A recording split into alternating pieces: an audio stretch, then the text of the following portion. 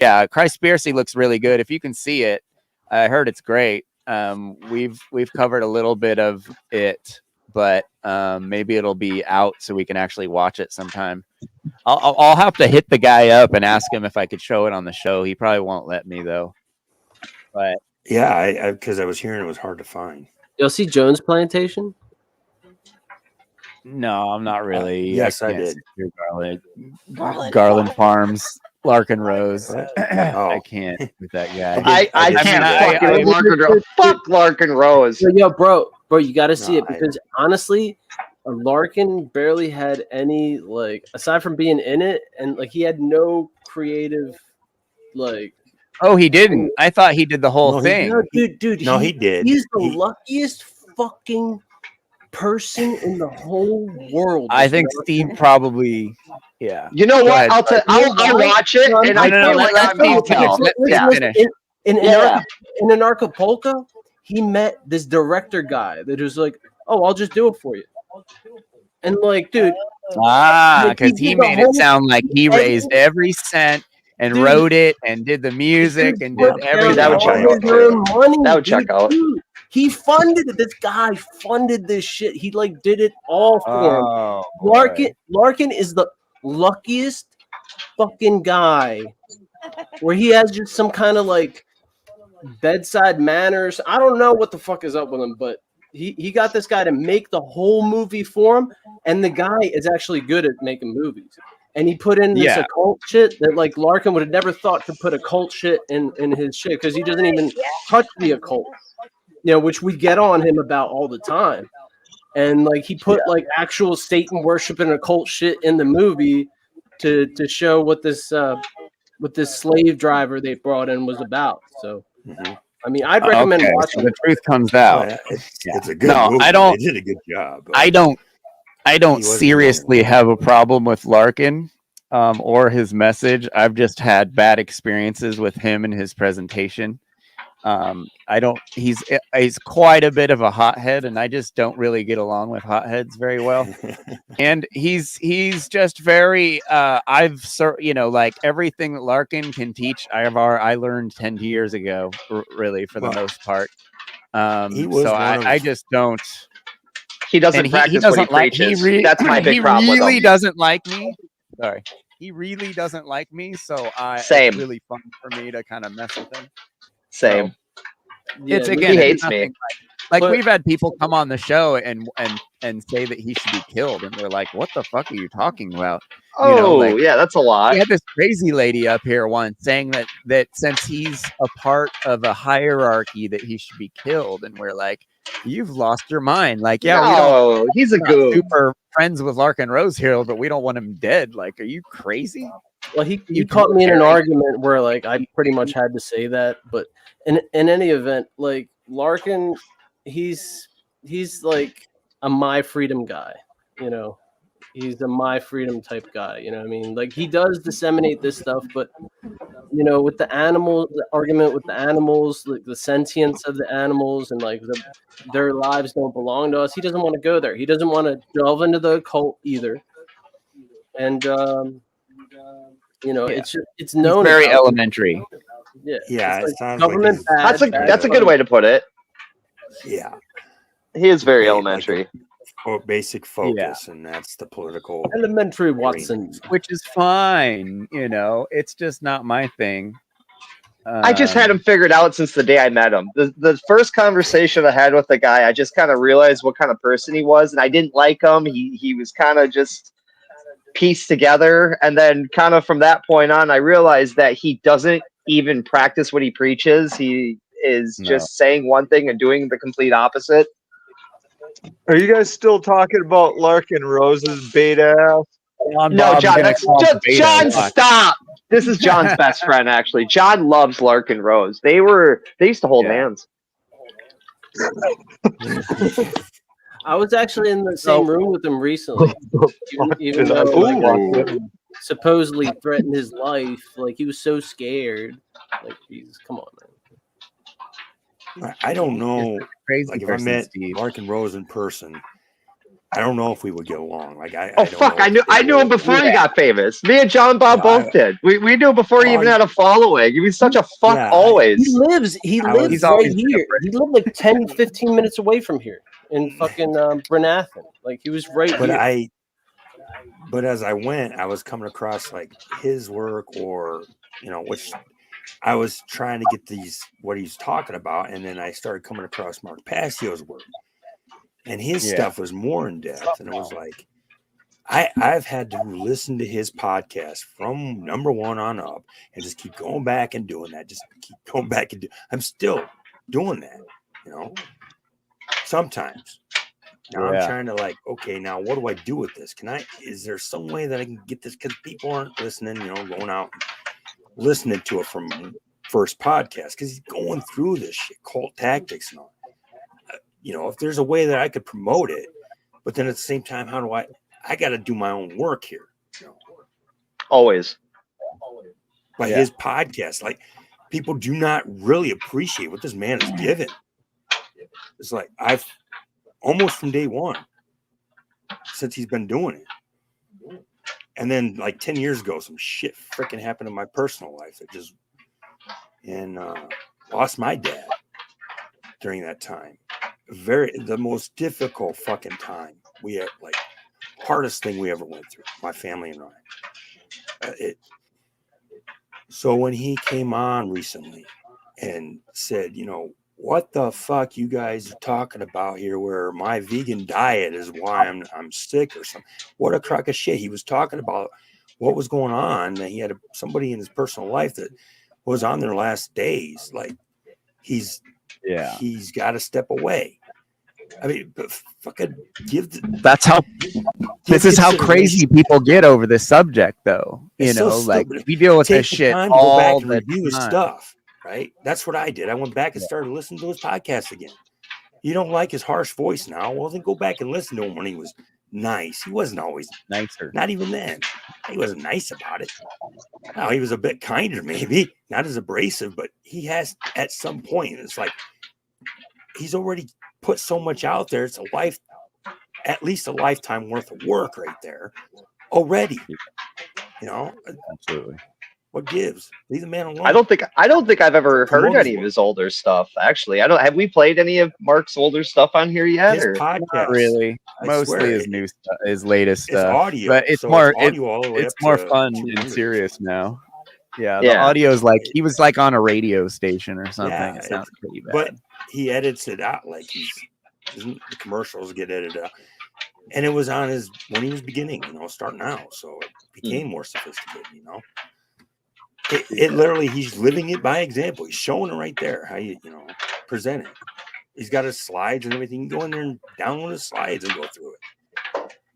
Yeah. He puts it all out there on his website. It's all available. So this is a very, very, very interesting video. This is basically how the new age is brainwashing the masses. This guy, Matthew North, who does this presentation, has passed away. He was found with a bullet in him, and he didn't have a gun. This video is pretty heavy as far as any videos go that I come across. It's been banned on many, many times on YouTube. I'm pretty surprised it's gotten my repost here has gotten 6.5 thousand views, which is a lot of views. It hasn't been pulled yet, or it's at least a lot for just being on my page. But anyway, we're gonna watch it a while. It's very fascinating. All right.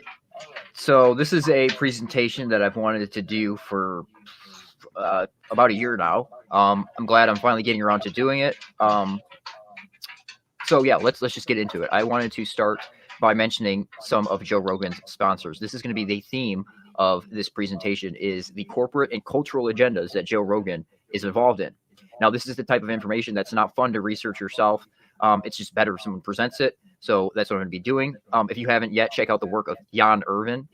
He's a vet. He's been doing this forever. He was involved with Joe Rogan early on. He's actually the guy who gave him DMT originally. And he was offered positions. So he understands how this works, and he's covered it very well. Also, Jesse Spots. I would like to recommend his playlist for the intellectual dark web. He does some great research. Please check that out. I'm going to touch on the intellectual dark web a little bit. This is the rising centrist movement we see in this country, right? Trump is a monkey wrench, a chaos agent for a new, brave new world, a centrist movement, a unifying movement. All right. So let's start with Rogan's sponsors. So Cash App is a big one. Jones mentioned that. Okay, the Jack Dorsey connection, and then everybody that followed. So this has been covered at nauseum, so I'm not going to really focus on Cash App and Dorsey, but there are some that people looked over. So like 23andMe, this is a big one, directly sponsoring Rogan's podcast. So 23andMe is co-founded and owned by Ann Wojcicki, the Jewess. Okay, Ann is the sister of Susan Wojcicki, the Jewess, who is the CEO of YouTube. I'm sure you're all familiar with her.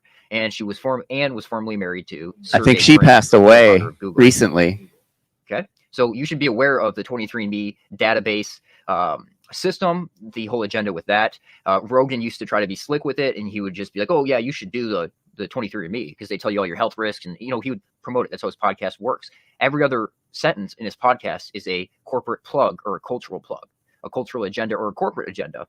For example, he'll mention some pasta that he gets from Italy and acts like he just likes the product. No, he's getting paid to do that. That's how his podcast works. Okay. People need to understand that. And his influence is beyond anything we've ever seen. His podcast is so influential because of its base in Los Angeles. And then also it spreads everywhere else. So you can set the trends in Los Angeles and they spread everywhere else. And that's exactly what we see going on with Rogan. He is by far the most crucial asset for the information age at this point in time.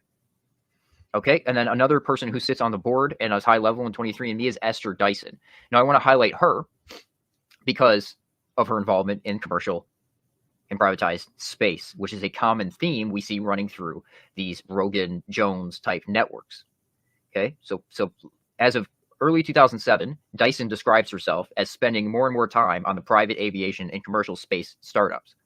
Also in healthcare and genetics. Dyson is a founding member of Space Angels Network and is invested in XCOR, Constellation Services, Zero G, Icon Aircraft Space Adventures, and Mars One. Now, Mars One is a well-known scam.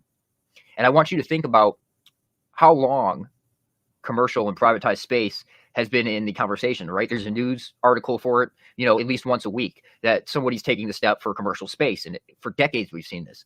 Richard Branson, et cetera, Elon Musk. What do we see come out of it? Nothing, because it's a scam. Now, it would be easier for you to understand this if you understand the scam that NASA is. Now, if you're completely unaware of that or unfamiliar with that subject, email me, northmattheww@gmail.com, and I will send you proof and evidence that NASA is a scam, scamming $52 million a day from the laughingstock of the world, U.S. taxpayers. Okay, so that's a common theme. Again, is commercial and privatized space that we see running through these networks. It's my contention that they're essentially funnels for that money to be funneled into other movements and other agendas, i.e. an information age asset like Joe Rogan. So let's move on to Elon Musk. Now, I believe, although Elon is not listed as a sponsor, he is a sponsor. And here's why I think that. From Colorado. But I did just get a Tesla. So I'm supporting the podcast. Well, okay, did you hear that? Okay, he said, I did just from Colorado. But I did just get a Tesla. So I'm supporting the podcast. I did just get a Tesla, so I'm supporting the podcast. How does that follow? Buying a Tesla supports Joe Rogan's podcast. Is Elon Musk subsidizing Rogan's podcast for an agenda? Interesting. For propaganda purposes? Absolutely. Absolutely. And we saw this demonstrated with the securing funded, when Elon smoked the blunt, when he hit the backwood on Rogan's podcast. That was them manipulating stock prices. That was completely fake. And there were plenty of YouTube videos that I posted in my community section, articles, but they all got scrubbed because Rogan has that much access and influence. They all got scrubbed. So a lot of people don't understand that when Elon Musk tweets funding secure at 420, and then he gets up there and puffs on the blunt, that was them manipulating stock prices. Provably them manipulating stock prices. That's what was going on there. That was fake. Joe Rogan's podcast is the realest fake thing you'll ever see. It's very scripted. It's very corporatized. And there's an agenda behind almost everything he does on that podcast. But it seems organic, but it's not. It's not. He'll also do things like, oh, what's that square state? How do they end up with the perfectly square state, acting like he doesn't know what Wyoming is?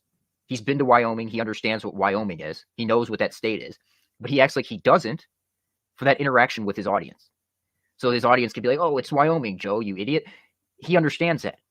That interaction that he's getting with his audience is getting them engaged. It's that sophisticated. It's that controlled. He's looking for that engagement. Okay. And that's kind of a point that Jones made when he was on the podcast last time, which is a point I've been making for over a year now. And I have emails to prove that. But also, Joe Rogan with Elon Musk, the Neuralink, which he's been promoting, right? The brain lace. This is an agenda that he was promoting long before Elon Musk came out with the Neuralink. Now we're seeing this all over now. We're seeing brain chips, all this idea promoted everywhere. Where did it start? Who was the cultural change agent that originally started pushing this out into the collective unconscious, if you will? Well, Joe did. So let's listen to this from a recent podcast, 2019. That used to hang around. I think the cure is mind reading. And I think we're going to accept that cure because, Elon is working on some sort of neural link thing. It's the only way we'll know if someone's telling the truth. We're going to have it. I think it's good. We're going to accept it and we're going to give in and we're going to be able to, I'll take it another step further. I think they're going to create a universal language. I've been thinking about this a lot. I think there's going to be a universal language that probably is augmented reality, some augmented reality language of shapes or something. Some kind of symbolism. Symbols. Something that we agree to. And we're probably not going to accept it because we're old. We're like, fuck this. Next generation. Our kids, maybe even our kids' kids are going to be the first people to adopt it. And then it's going to be universal worldwide. And with augmented reality and some sort of ability to interact with each other through bandwidth. I remember through bandwidth. Okay, so it's going to happen. You notice that it's inevitable. No matter what, this is going to happen. You're going to accept it. So let's listen to this from 2014. How was Joe aware of this agenda years ago, 5+ years ago? How was he aware of this? Why was he promoting this idea? Because he's been working with these circles for a long time. I think that one of the things that's coming out with technology is access to information, and access to information, not just current information, but maybe even future, like the ability to read minds, to read thoughts, to read. Okay. So let's finish this up from the same podcast, finishing on that thought.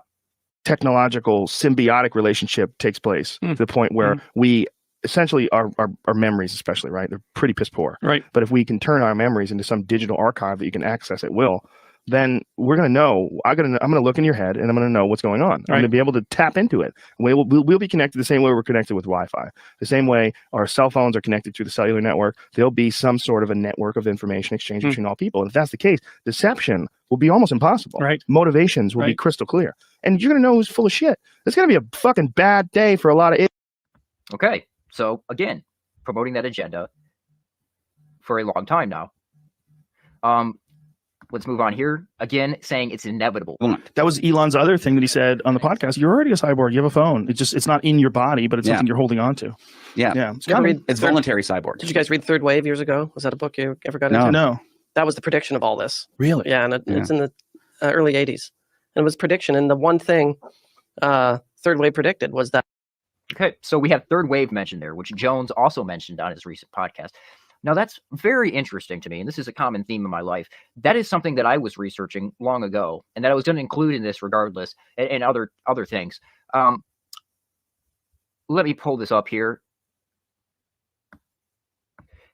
Third Wave, information overload. Okay, future shock. Okay, now Toffler, Alvin Toffler, the guy who wrote this, is involved with the Revolution and Military Affairs crew, the future Soviet warfare theory pushers within our own countries. Okay, the people that are involved in the New York, Moscow, Tel Aviv triangle, those who have infiltrated the highest institutions in our country and have subverted them for the East's benefit, for Israel's benefit, and via the back door into the West, Israel, for Russia's benefit, for China's benefit.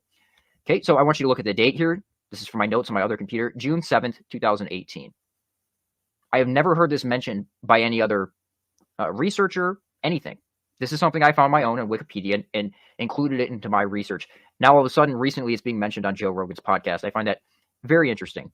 So Toffler coined the term future shock to refer to what happens to a society when a change happens too fast, which results in social confusion and normal decision-making process breaks down. He continued the theme in Third Wave, 1980, when he describes the first and second wave as agricultural industrial revolutions. The third wave, a phrase he coined, represents the current information computer-based revolution. Now remember, this was in 1980. He forecast the spread of the internet and email, interactive media, cable television, cloning, and other digital advancements. He claimed that one of the side effects of the digital age has been information overload, another term he has coined. Okay, so information overload or information apocalypse, as Steve Pieczenik referred to it in his novels, is what we're living through right now. So information overload, too much information, there has to be a solution. Problem, reaction, solution. Chaos, order out of chaos. That's exactly what we're seeing. And the solution for them is a brave new world. That is the agenda here. The centrist, brave new world agenda. So let's move on to, well, okay, so it's the bigger plan. Let's do this. It's the bigger plan. Let's listen to what Jones has to say about the bigger plan. Wow. Today, we're going to have Zach on, who's just a really smart guy and a great source, and really already tells me things that I already basically know from other sources, but he likes to come on the show, and we like to have him on the show.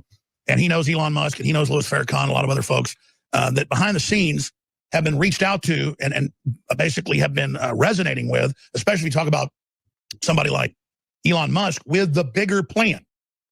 Now, what is the bigger plan? That's a good question, Jones. What is the bigger plan? No, I'll finish up with Zach here once I move on to the next sponsor. Zach is friends with both Rogan and Jones, as well as Elon Musk and others. He's the one who set up the whole Kanye West situation. Let's listen to this clip real quick. Yeah, I'm hoping that having him in office is that the whole thing was such a clusterfuck and that so many people are so disturbed that it's going to make people more politically active and more aware of the consequences of having someone like that in office. Yeah, and actually, weirdly, unifying. Yeah. Because weirdly unifying. Chaos. Order out of chaos. I have clips of Jones as Joe well the saying that statist was a monkey wrench thrown into the system to create chaos, because you can create order out of chaos. So unifying, a centrist unifying movement that gives you miracles, gives you new plant-based solutions, gives you new solutions to big pharma, gives you new solutions in technology. It sounds wonderful, but they're used as methods of control for further enslavement for a brave new world. That's why this needs to be highlighted, and the change agents involved in this agenda need to be highlighted and hammered on. Okay, so let's move on to the next sponsor here, which Jones made veiled threats at right here on it. Aubrey Marcus and Joe Rogan. Now, when Jones was referencing DMT cults in Austin, he was referencing working with Pentagon and DARPA. He was referencing Onnit and who Onnit's associated with. Now, I knew the whole situation with Jones wasn't authentic from the beginning. I knew that threatening Onnit was a legitimately Jones putting pressure on Rogan, and having Jan Irving on was actually him putting pressure on Rogan. But I knew he would never go anywhere. He was doing it because he was pissed at him. He was doing it because of the Soros talking points. But as we'll get into here in a second, Joe was so deeply involved with Soros that, you know, come on, Jones. So I knew it wasn't going to go anywhere, is my point. I knew that these are overlapping networks, like a Venn diagram, overlapping, that this would not end up going anywhere. So let's get into Onnit here.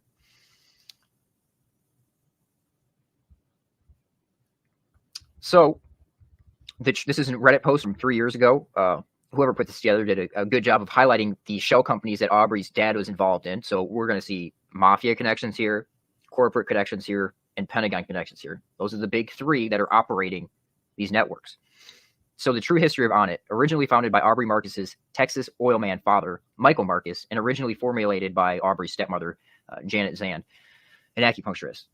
So let's go ahead and read this. Michael Marcus, father of Aubrey Marcus. Michael Marcus is a commodities trader who in less than 20 years reputed to have turned his initial $30,000 into $80 million. Notably missing from that Wikipedia page is how Michael Marcus made his millions in oil and gas. Aubrey Marcus's dad, Michael P. Marcus, named a business Coffee Exchange, Inc., which he later changed to Touchstone Resources.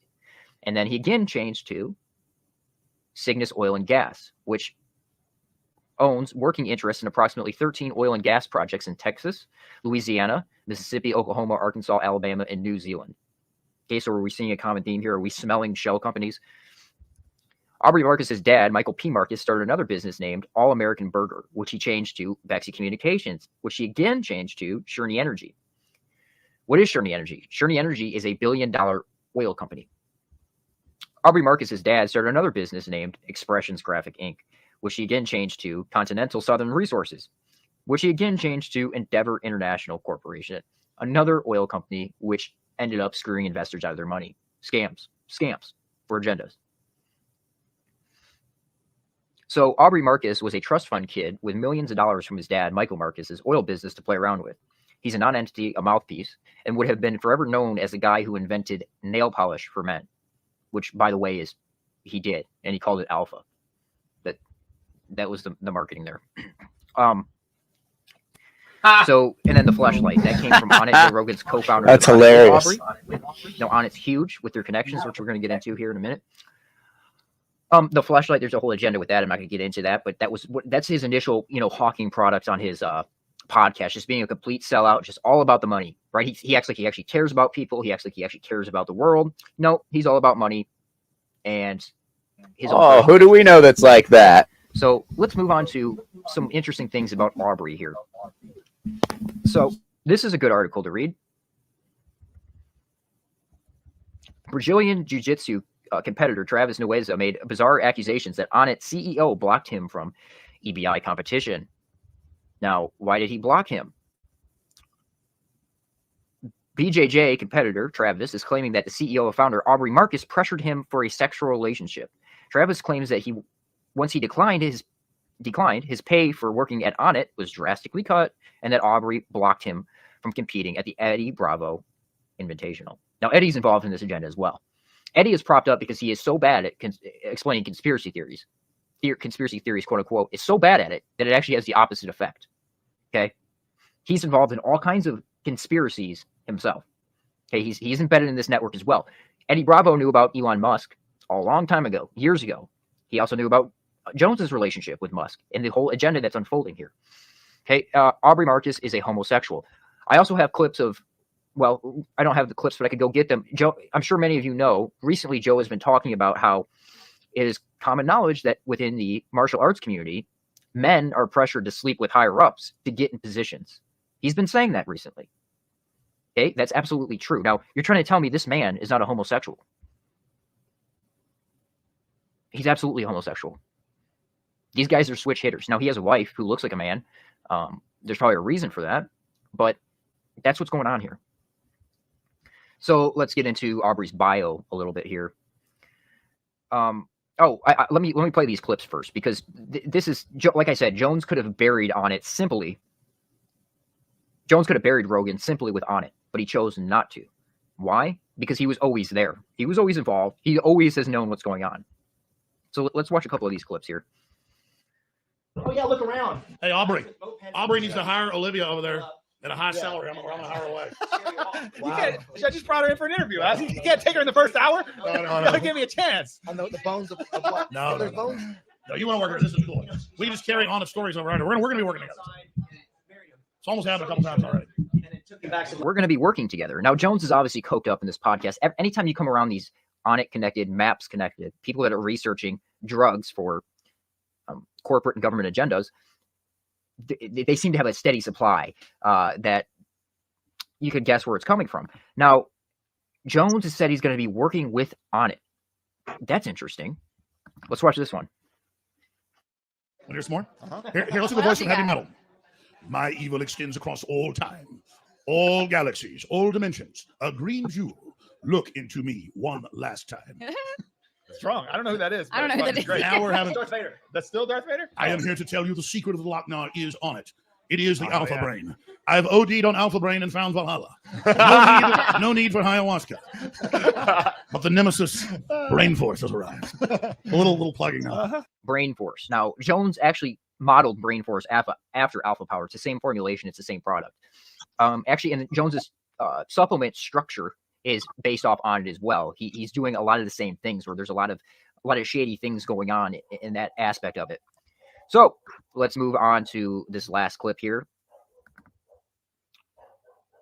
So crazy. In fact, Shane Steiner. Let me mention real fast that he mentioned the Lochnar. I kept it in there for a reason. Lochnar from Heavy Metal, that movie. It's actually very good. And it's an allegory. The Lochnar is Lucifer, the green light. And it's interesting to me that he associated on it with Lucifer. Just an interesting statement there. Bill Hicks. Shane Steiner. Are you Bill Hicks? Where's Shane Steiner? Now, I didn't want to include this part in here, but I had to get this clip. Every time Jones is around, people from On It, these corporate people, Hollywood people, comedians, they always call him Bill Hicks. Now he's going to call a guy named Shane Steiner in here. Bring him in here.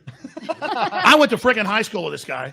We had Texas Monthly call me about a year ago. How could you say some? How could you Texas Monthly called me about a year ago. Right when Bill Hicks died. And they said, and see, that's the crazy conspiracy. Now, what Eddie's doing there, how could you say someone, and people believe it? He's saying that there's a reason that conspiracy has legs. If you understand how he works, he's saying there's a reason, and notice how uncomfortable these people get. There's a reason he's saying that. There's a reason the conspiracy has traction. There's a reason people believe it. There's a reason I believe that. Okay?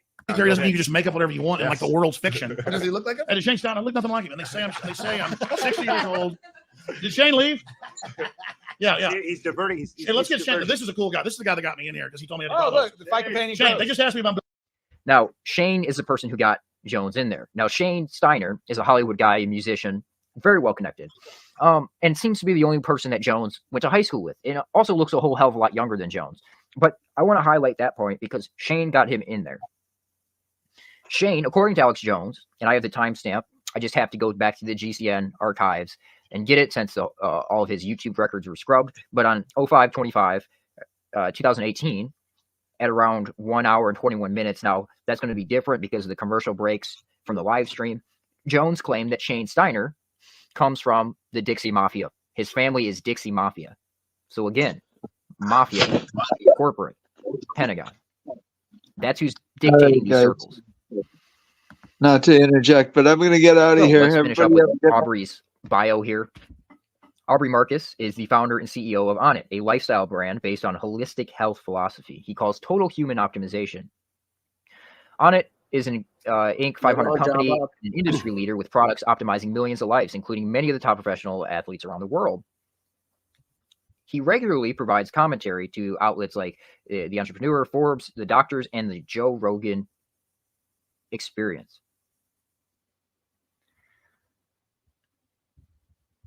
If you ask Aubrey what cause he is most passionate about, it is raising awareness for psychedelic medicine, psychedelic medicine or plant-based medicine, through organizations like MAPS and the Hefner Institute. He's a 20-year native of Austin where he currently resides. MAPS and the Hefner Institute. Now, before I move into MAPS and Hefner, I want to play this for you real quick and get you asking yourself a question here. Hi, from Kennedy. I think, you know what I think? I think it's the drugs. Did we do drugs then? Yeah, we did. We did DMT. Was that the next day, bro? That got so emotional. Wait, are you sure? Yeah, I went through. I'm like, why was I crying like that? That's interesting. Hey, hold up. Could not stop crying. So Brennan and I did DMT. We did a DMT trip. We didn't know what we did. I said, I can't believe. By the way, what is he doing with his hand here? Why is this guy always rubbed on himself? You guys did that. Dude, we didn't even know. I would do it in a heartbeat. We didn't know it's what ayahuasca is. We didn't know what to expect. I'm into psychedelics now. I haven't done it, but I want to do acid next. Listen, if you're young and listening to this, don't. I'm 52.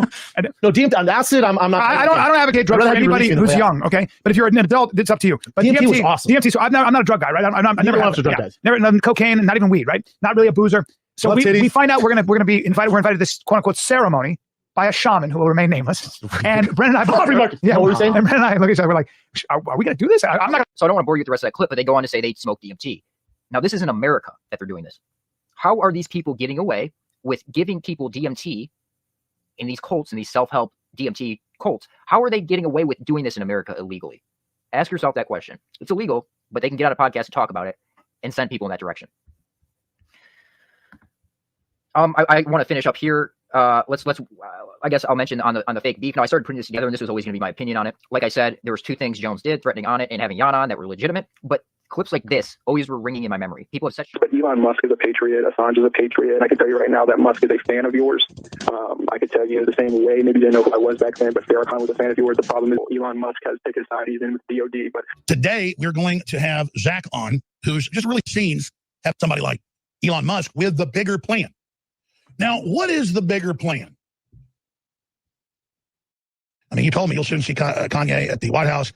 You said that. By the way, Zach is the one who was behind the whole Kanye West situation.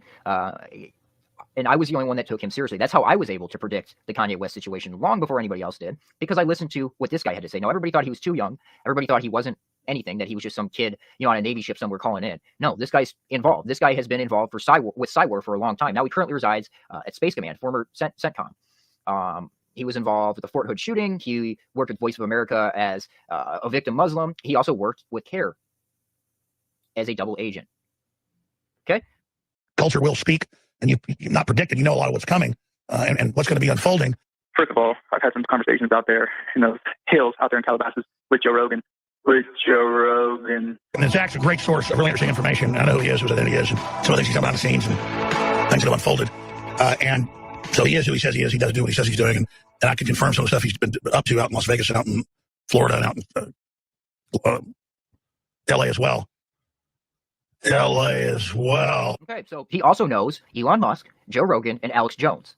So we're having a military guy go in between these guys, and it's kind of dictating which directions they go in, possibly, or influencing them in some way or another. But that was something that was always in my head. These people can't really dislike each other, or they can dislike each other, but they can't really attack each other because they're involved in the same networks. They're Pentagon assets for the information age, as well as corporate assets. And then this is from The Fight. This is something that I don't think anybody picked up on. 99.9% of the listeners did not pick up on what he was saying here, but I did. You're the bitch, and you get ready for it.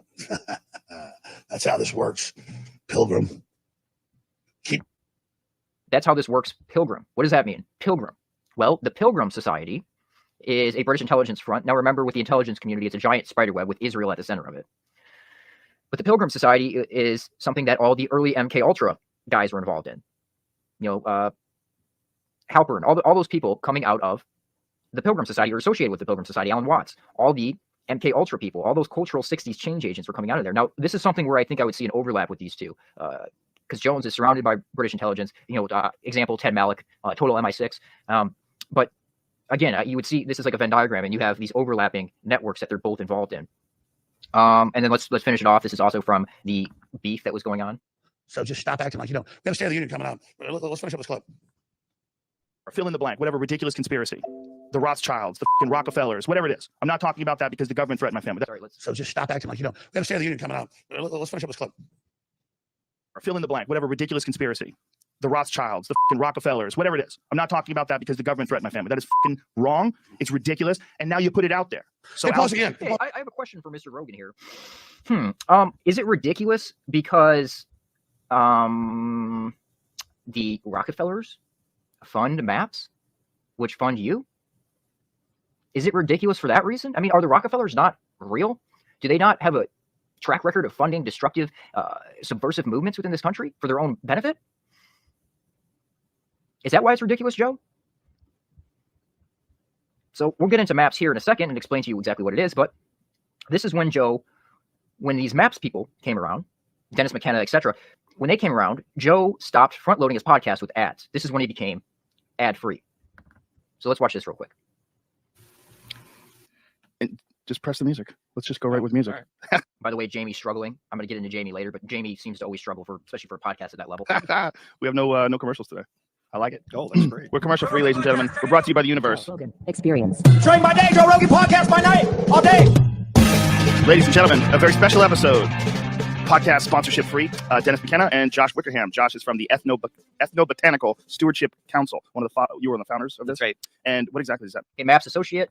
Podcast sponsor free. A very special episode. They're not sponsor free. Joe is surrounded by Maps. Joe promotes Maps. And Joe is funded by Maps. Okay?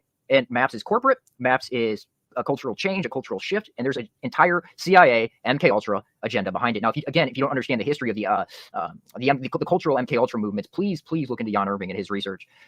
He's done such a wonderful job at laying it all out and getting all the evidence out there. That's what this is. Okay, so let's go back to these. Maps is Rockefeller funded. Rockefeller funded again from Maps website. The David Rockefeller family concludes to the obituary, encouraging people to honor Richard Rockefeller's memory by contributing nonprofit organizations, including Maps. Okay, Rockefellers, backed by such private donors as this is Hefner, which is synonymous with Maps, and published via Maps, where they were doing the ayahuasca, the DMT studies, the Rick Straussman, all the studies that Rogan References are maps or Hefter studies. Okay, backed by such private donors as Lawrence Rockefeller and Bob Walls, and a Microsoft millionaire, which is Steve Wozniak, and this is easily provable by his association with things like Esalen, which we'll get into, and in the counterculture agenda. The Institute is financing clinical trials with LSD, psilocybin, and other hallucinogenics. Okay, and then they say to treat phobias, depression, excessive whatever, blah blah blah. That's just to get funding. There's other reasons and other agendas for this. So let me just state right now for those of you who don't understand my position on this, I have no issue with people being able to own whatever substance they want, to being able to ingest whatever substance they want, especially when it's a plant or a natural substance. I have no issue with that. People should be able to do that. Now, I start to have an issue with it when it's being used as a corporate tool, a tool of control, because that's what's going on here. I offer you plant-based medicines, alternatives, but it's a corporate tool. Now, there's more to that. So the value with working with the system, this is the founder of MAPS, Mr. Doblin, coming from a Jewish family. Red flag. Now, again, this is another common thread, which, as to be expected, the Jewish influence in it, the Jewish ownership of it, the Jewish dictation of it. The corporate goal of maximizing profit for our shareholders. I just want to make sure this isn't, okay. There he is, Dennis McKenna Wickerham, surrounded by MAPS people. Now, Jones is good buddies with Joe Rogan, right? Everything's all good, but he still absolutely hates Soros. Just like Trump says, leave Soros alone. Joe Rogan is working with people who work with Soros, but that's okay by Alex Jones. That's fine. We'll just ignore that. We'll just ignore that agenda there. So MAPS is co-sponsoring a conference in collaboration with the Drug Policy Alliance. The Drug Policy Alliance, again, MAPS working with the Drug Policy Alliance. Joe Rogan having on Ethan Nettleman from the Drug Policy Alliance. So do you see how that works? MAPS, Rogan, the masses. Information, or Pentagon asset for the information age, corporate asset for the information age. The National Drug Policy Alliance. Nettleman founded the Center Leighton Smith Center in 1994, a drug policy institute created with the philanthropical support, of George Soros. So it was created via George Soros's money. You think Jones would have an issue with that? He hammers on Soros all day. No issue with Joe. Nothing going on there, Joe. Joe is 100% authentic. You getting out of here, Christopher? Billionaire activists like Sean Parker and George Soros are fueling the campaign to. Yeah, I got to take off, man. Now, is that a bad thing for it to be leaked? All right, man. Thanks for coming by. I hope we didn't give you too much shit. I felt it was productive, man. I intend to come back. I want to collaborate. I want to freaking do what you're talking about. You know? Definitely. All right. Well, I'll let me know. I'm going to add you to our secret Telegram. I don't know if you have a Telegram, but we have a chat for the podcast, and it's pretty fun in there. Wait, no, you're already in there, aren't you? Yeah, I was talking about. That's actually how I reached out to. I don't want to just hop on unless it's kind of like an invite. Like I'm trying to handle like that, because if I just hop on there and it's like, well, who's this guy? And I don't know. It's not bad. It's not a good experience for me. We're all ignorant to the rules around. This is all new to us. Or all this technology. Yeah, same here. And I'm trying to come up with, like, how do I reevaluate what I'm doing and reacquaint here, because I want to start doing it again. I need to. Cool. Well, you're welcome here any Sunday. And like I said, if you ever need any, you got any questions or anything before then, you could always hit up any of us. John Bob's going to be a little bit more aggressive than most of us because he's a peak male specimen. So, and even like recipes, stuff like that. Allie's a bomb cook. Yeah, hit me up and it's simple and cheap stuff. We spend very little money on food and we eat like crazy. So, there are ways of doing it. And I actually noticed that, we're not spending money on like a bunch of meat because I've cut myself out at least. My wife is getting there. My son, I need to work on because we raised him with it, and that was on us. And now I'm here, so I'm trying to do the example, like say, here, he's got to make up his mind, but it's so that's how I'm approaching. and he knows it. That's quite a challenge you have there. Yeah, parenthood is unbrainwashing the kid that you brainwashed. Well, I wasn't. Yeah, it was conditioning. We were. I mean, you only had part in it.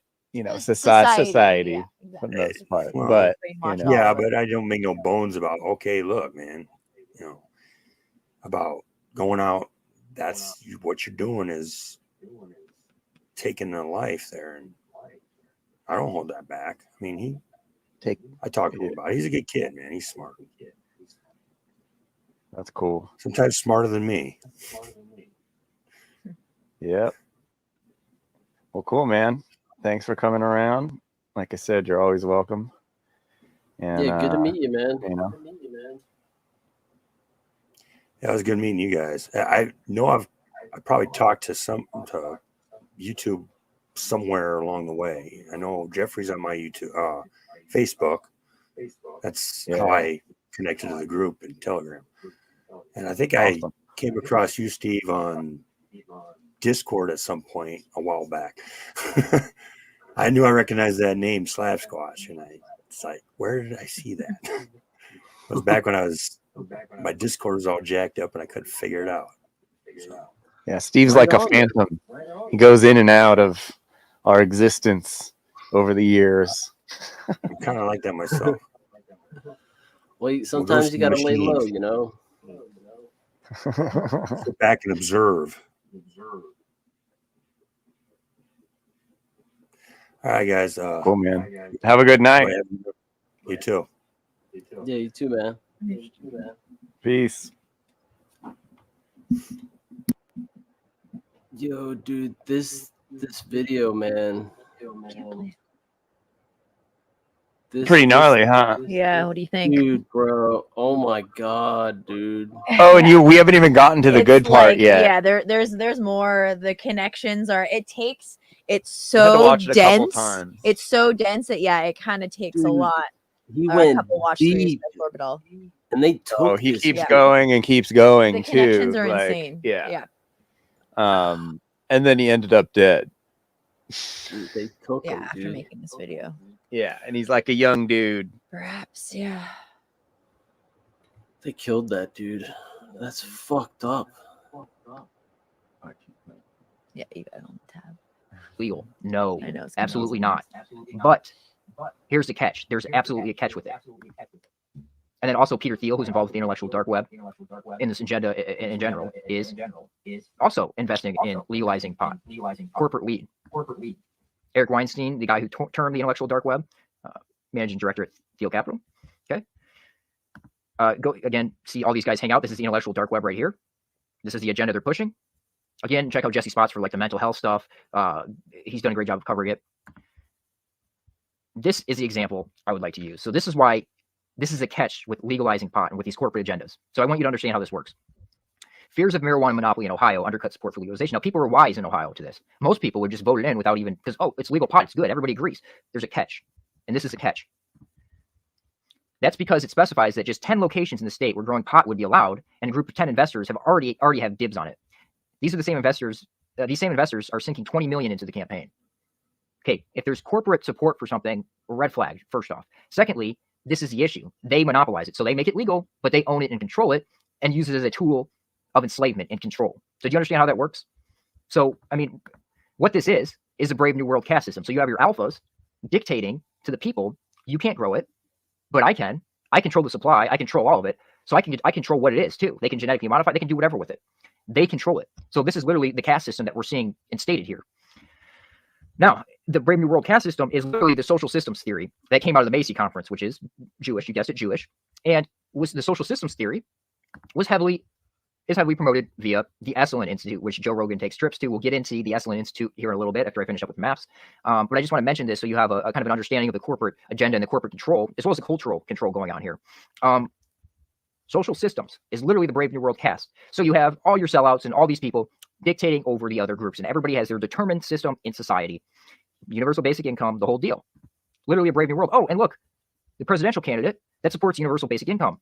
And Joe Rogan on his podcast blows it out to all the masses. This is what you guys need. This is what you guys want. This is the good for society. This is the direction we're going. It's inevitable. And he really has that much influence that people buy into it.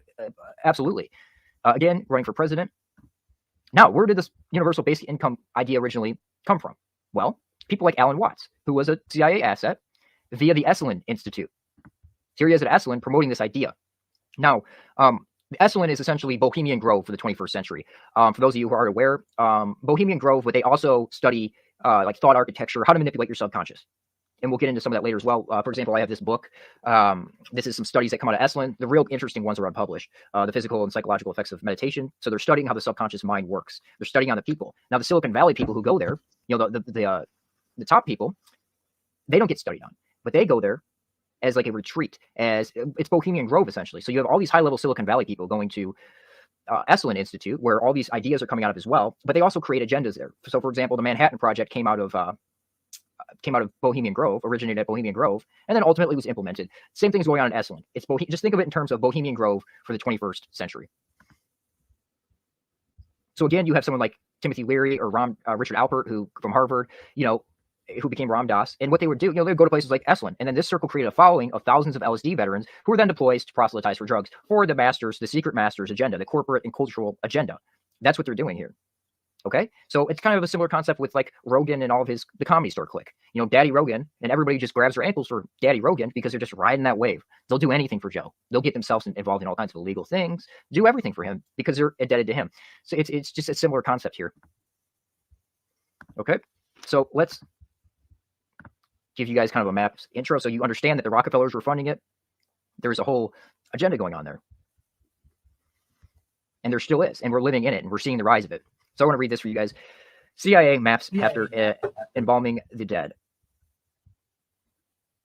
In the new millennium, the New York Times, the Baltimore Sun, and other the Baltimore Sun and other large circulation daily newspaper highlighted research on psychedelics and ecstasy. Doctors at prestigious university medical schools produce studies promoting positive aspects of these drugs. These studies are often mentioned in an affiliated funding source research group, the Multidisciplinary Association for Psychedelic Studies Incorporated, which is MAPS. Founded in 1986, MAPS received early aid from MK Ultra participants such as Timothy Leary, who also worshipped Crowley, which is Jewish mysticism, or promoted Crowleyanism. The former CIA contracted inventor of LSD, Albert Hoffman, also donated to the funding of MAPS.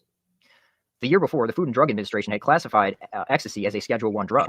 This made ecstasy strange. It would have the same acronym as that other thing. Rick Doblin, who's Jewish, founded MAPS. Doblin described his first acid trip, which reportedly led him. Kind of strange that it would have the same acronym as minor attracted persons.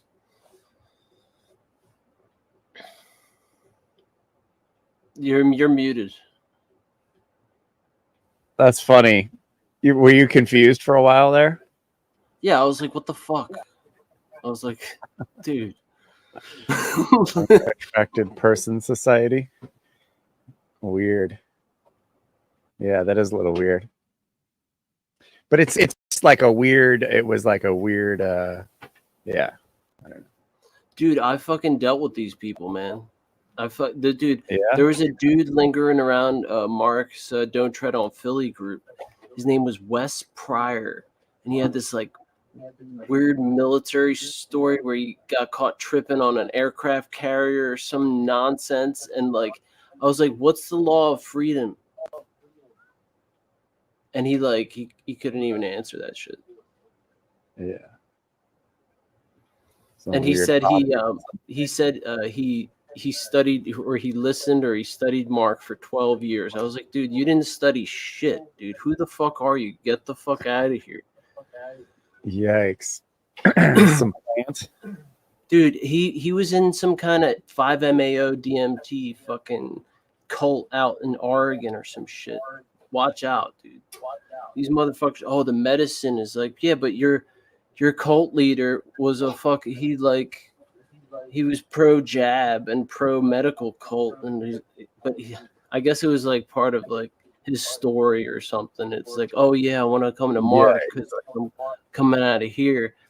And I'm like, dude, you make no sense, dude. You don't know anything about Mark's work, and like you're trying to get me to do this shit, and then so you could probably fucking compromise me or some shit. It was so, it Yeah. was like so like drawing, dude. It was fucked up.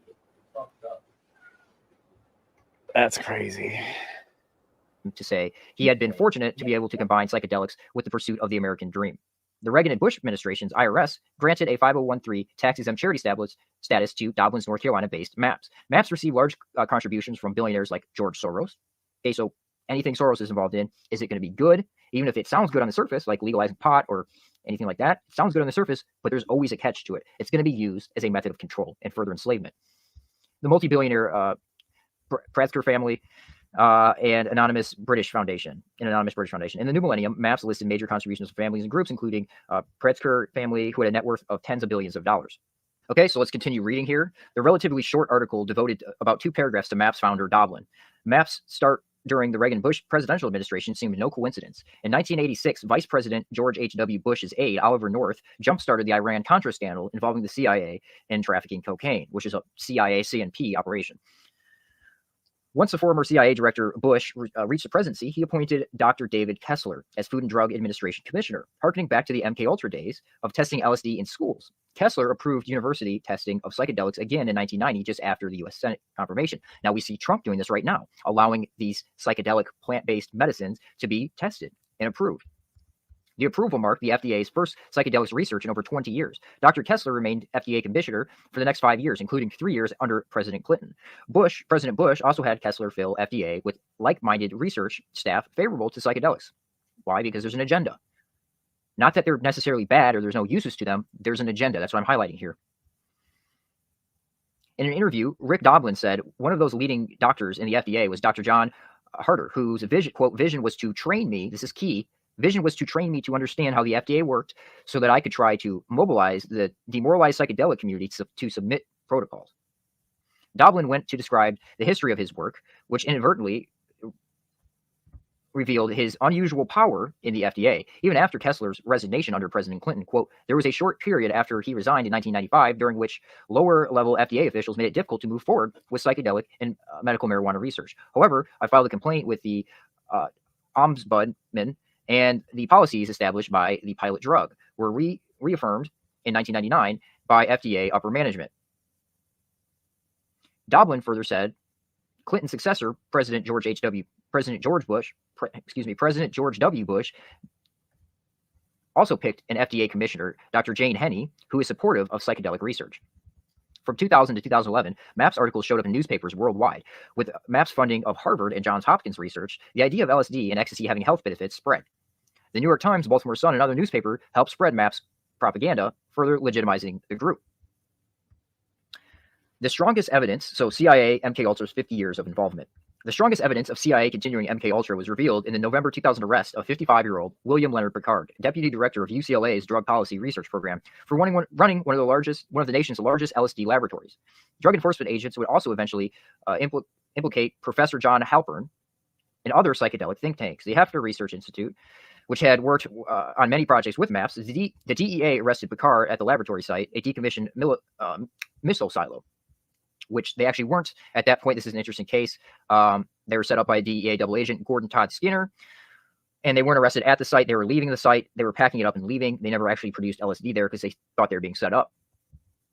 DEA agents had enough raw materials there to make over 15 million hits of acid. Comprehensive articles in the Rolling Stone and San Francisco Chronicle cite evidence suggesting that Halpern, Picard, and others were involved in continuing this MKUltra operation. This operation has links to the original MKUltra LSD laboratories and universities involved in MKUltra, top government officials, and LSD promoting think tanks.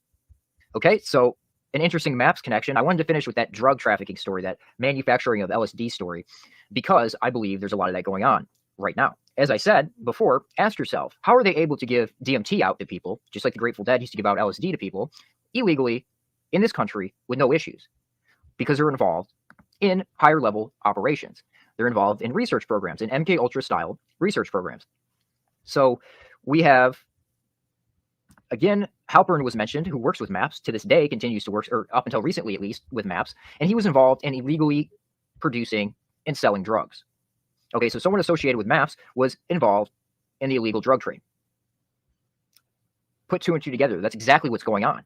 We have these government sanctioned and corporate sanctioned research programs that are also involved in the illegal drug trade. Now, I want to play this. This is from my channel. I posted it a couple weeks ago. Let's give this clip a listen here. I'm just going to speed it up a little bit. So this is from 2017. So 2 years ago, I was talking about a comedy club, The Laugh Stop, where I suspected that they were selling drugs and then laundering it back through their club there, or possibly this money is being donated back to MAPS for further research and further growth of this agenda. So selling illegal drugs and the money makes it back to the legalization process, etc. But this is interesting. Identify a little place in Austin, other cities in Texas, and we'll sell you drugs and then they'll launder that money right back through their little club there. But that's a different show or video. So money laundering is a good thing to look out for. This now, remember, is this was never insane. referenced. Nobody ever referenced this prior to me stating this. Then after I stated this. So this guy, Matthew North's video. It doesn't exist anymore. Talking about how they sell drugs out of in the comedy world around Joe Rogan. And this guy ends up dead, shot in his car, but he doesn't have a gun on him. I think this dude hit the nail on the head and it freaked these guys out and they got enough money to make something happen. It's absolutely nuts. Did you get that last part? Were you listening? Yeah, dude, this is fucking, this is so this is the most groundbreaking. Yeah. Dude, this is real cutting edge this shit. video's nuts. Dude, oh, dude, that sucks that he's dead. It gets weird, dude. It's even crazier. It gets crazier and crazier. This dude is, I don't know how he figured all this stuff out, but you can actually like research what he says and it's all legit. Like it's fucking crazy. Dude, like so many fallen people, like that, that, hey, you were involved with We Are Change, dude. What about that dude that got killed when he fucking defused that fucking shooting? Yeah. The homie. What the hell was his name? I'm thinking of his face. Yeah, that sucked. He was a really nice guy. You knew him. Holy shit, yeah. dude. He stopped a mass shooting from happening. And he they killed grabbed him the rifle off of the guy who he shot, who was shooting people, and the cops turned the corner and just blasted him. And they're all, oops. Everyone's like, that's not the guy. And they just killed him. Yeah, I think they probably killed him because like just anyway, to like, oh, you're fucking with our staged fucking shooting, so you're gonna die now. Yeah, probably. And didn't that story not really get much mainstream media attention? Because I just remember it was everywhere, obviously in our circles on Facebook and everything. But we knew him. That's why everyone was pushing the hashtag. I wish I can remember his name right now, but yeah, they kind of silenced that. They sort of like swept that under the rug a little bit. It wasn't a good story to even read. Like, yeah. And then he was like a nice guy and had a kid, and like it was a real bummer. And it's a good guy with the gun stepping in, or good, yeah, doing good with a gun. So it's not really quite the narrative. Doesn't fit the narrative. Dude, he hit this shit on the head, dude. Yeah. They took him out, dude. They're not fucking around.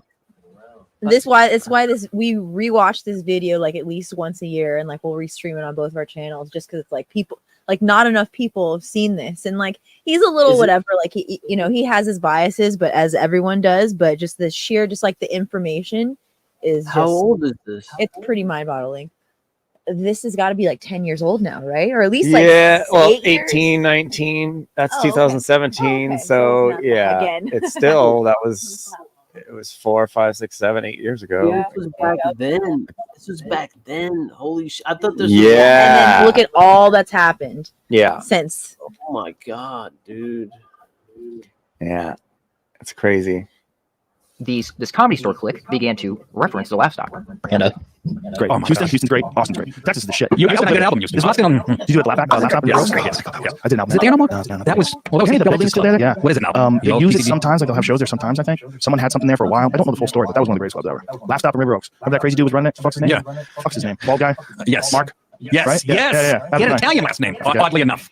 Joey knew him real well. I forgot about that dude. Yeah. Yes, and that was Bill.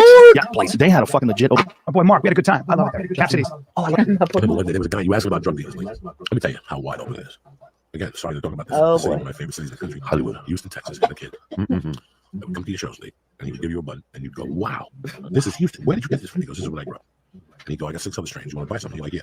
You go out to his car, Lee, and he had all those construction trucks with the panels and shit. And I wish I was lying to you, Lee. I wish I was lying to you. He would open up the panels, and he'd have little jars. This is fucking 12 years ago. The last stop was still open. Yeah. This was at the last stop when Rogan was headlining. Those things that you see of heat, that fucking. Did you hear that? This is key right here. Yeah. This was at the last stop when Rogan was headlining. Those things that you see of heat. Pete. Let's listen. I was gonna say Joey Diaz. Those things that you see of heat. That He's running his mouth. Who he's referenced there is Pete Pirelli, who was the manager of the Laugh Stop during that time, the Houston Laugh Stop during that time when it was open. So you have, I believe his name's Felipe, who has the lowest IQ I've probably ever seen in my entire life, actually naming the guy who was supplying drugs to these comedians while Joe Rogan was headlining. Was Joe Rogan getting a percentage of this? Was there some sort of deal worked out here? Is Joe Rogan involved in drug dealing? These are questions you need to be asking yourself. Now, Pete Pirelli, you can look up his LinkedIn page. You know, he lists the Laugh Stop there. The documents from the Laugh Stop list Pete as the manager, Pete Pirelli. And he's got a nice social networking job now, which is interesting given where Rogan's gone with his career. And I think maybe you should give Pete a call and ask him what was going on. You know, his number's listed there. Go ahead and ask him what was going on at the Laugh Stop during that time period. That fucking video that you see of Redman texting me and me going off on him in 2003, that was then. That was then. This guy would show up to the shows, Lee, and he would have these weed containers. And then part of the conversation, hold on. And it was like you were in that scene in Taxi Driver. I got fucking. I wonder if anyone's called. One time he came to a show, he had Coke, Vicodin, Valium, Xanax, some tranquilizer he gave to retarded kids, and they went over the top. PCP. He had something else. He had 20 different fucking things in there. What must have been your favorite? I used to give him $200, bro, and he would give me a to-go package and fucking make a mule sing. He would give me like a half 8-ball, fucking 20 Vicodins, 20 Xanax. You know, a variety pack. Oh my God, he'd give me fucking animal tranquilizers. You have no idea. Okay, so that's key there. These guys are involved in the illegal drug trade. So let's think here. The illegal drug trade and then this whole MAPS studying of the drugs, these are interlaced. If you continue to look, you will continue to find an interlacing between the illegal drug trade and the so-called legal drug trade. Now, I want to play this clip again. Oops. Okay. Let's watch this real quick. Well, let's do this one first real quick. You'd be surprised. Yeah. The ESC has sent out a call for experts, and we've been infiltrated by the mainstream people that do evaluation work for the World Bank and USAID. They're interested in ayahuasca. People are going down to South America to have these transformative experiences, to sit in ceremony. There's a lot of underground activity in the US as well, and Europe where it's not legal. But in South America and Peru, ayahuasca is protected as national patrimony. That's awesome. Okay, first thing that he mentioned, the high-level people associated with these modern Eleusinian mysteries, as Bruce Damer calls them. These are the modern initiations. So you have these high-level people, and then he says underground activity.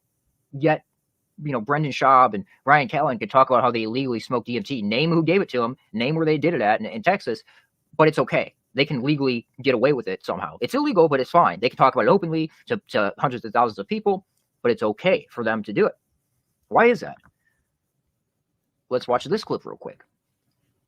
This one I get kind of. You want to make up your mind? I got something right here for you. What is that? Mushrooms? Mushrooms are. I know, that's exactly what they're for. Come on, bro.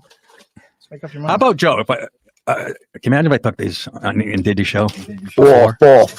No, fuck that. Nobody's got to get hurt. Just a little one. Jamie, would you do that? Just a little one. I don't want to be giggling in the car on the way down, throwing up on myself. You'll be fine. What's it do? What's going to happen? We'll I want to out. get out of here before it takes effect. Guy's going to get me in a fucking some type of scissors. It should be legal. It's supposed to be I legal believe everywhere. that. It would make people mellow the fuck out, right? It would.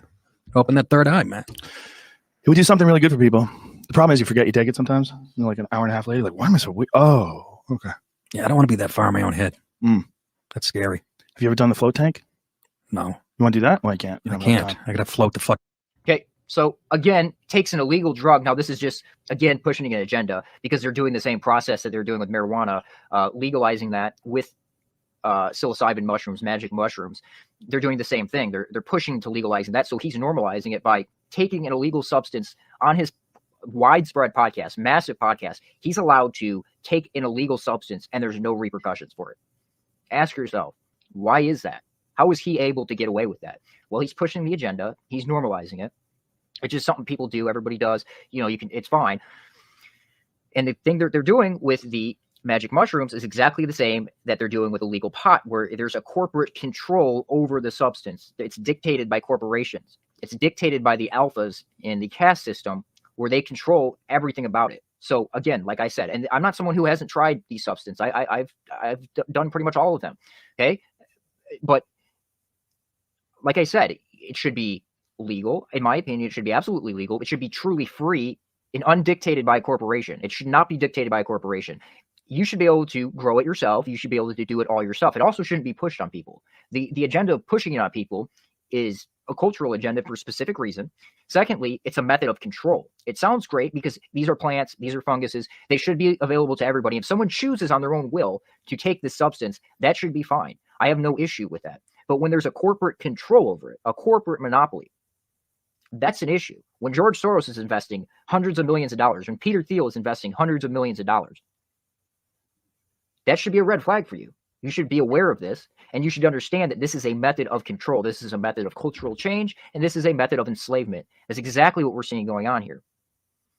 So you're not allowed to grow them. Only the corporate masters, only the alphas can grow them. Oh, and this is another one. This might not. Tree Snake is on the brand. But I want you to listen very carefully here. This is Bruce Damer. We'll get into him in a second. High-level DOD, direct Pentagon connection to Dennis McKenna.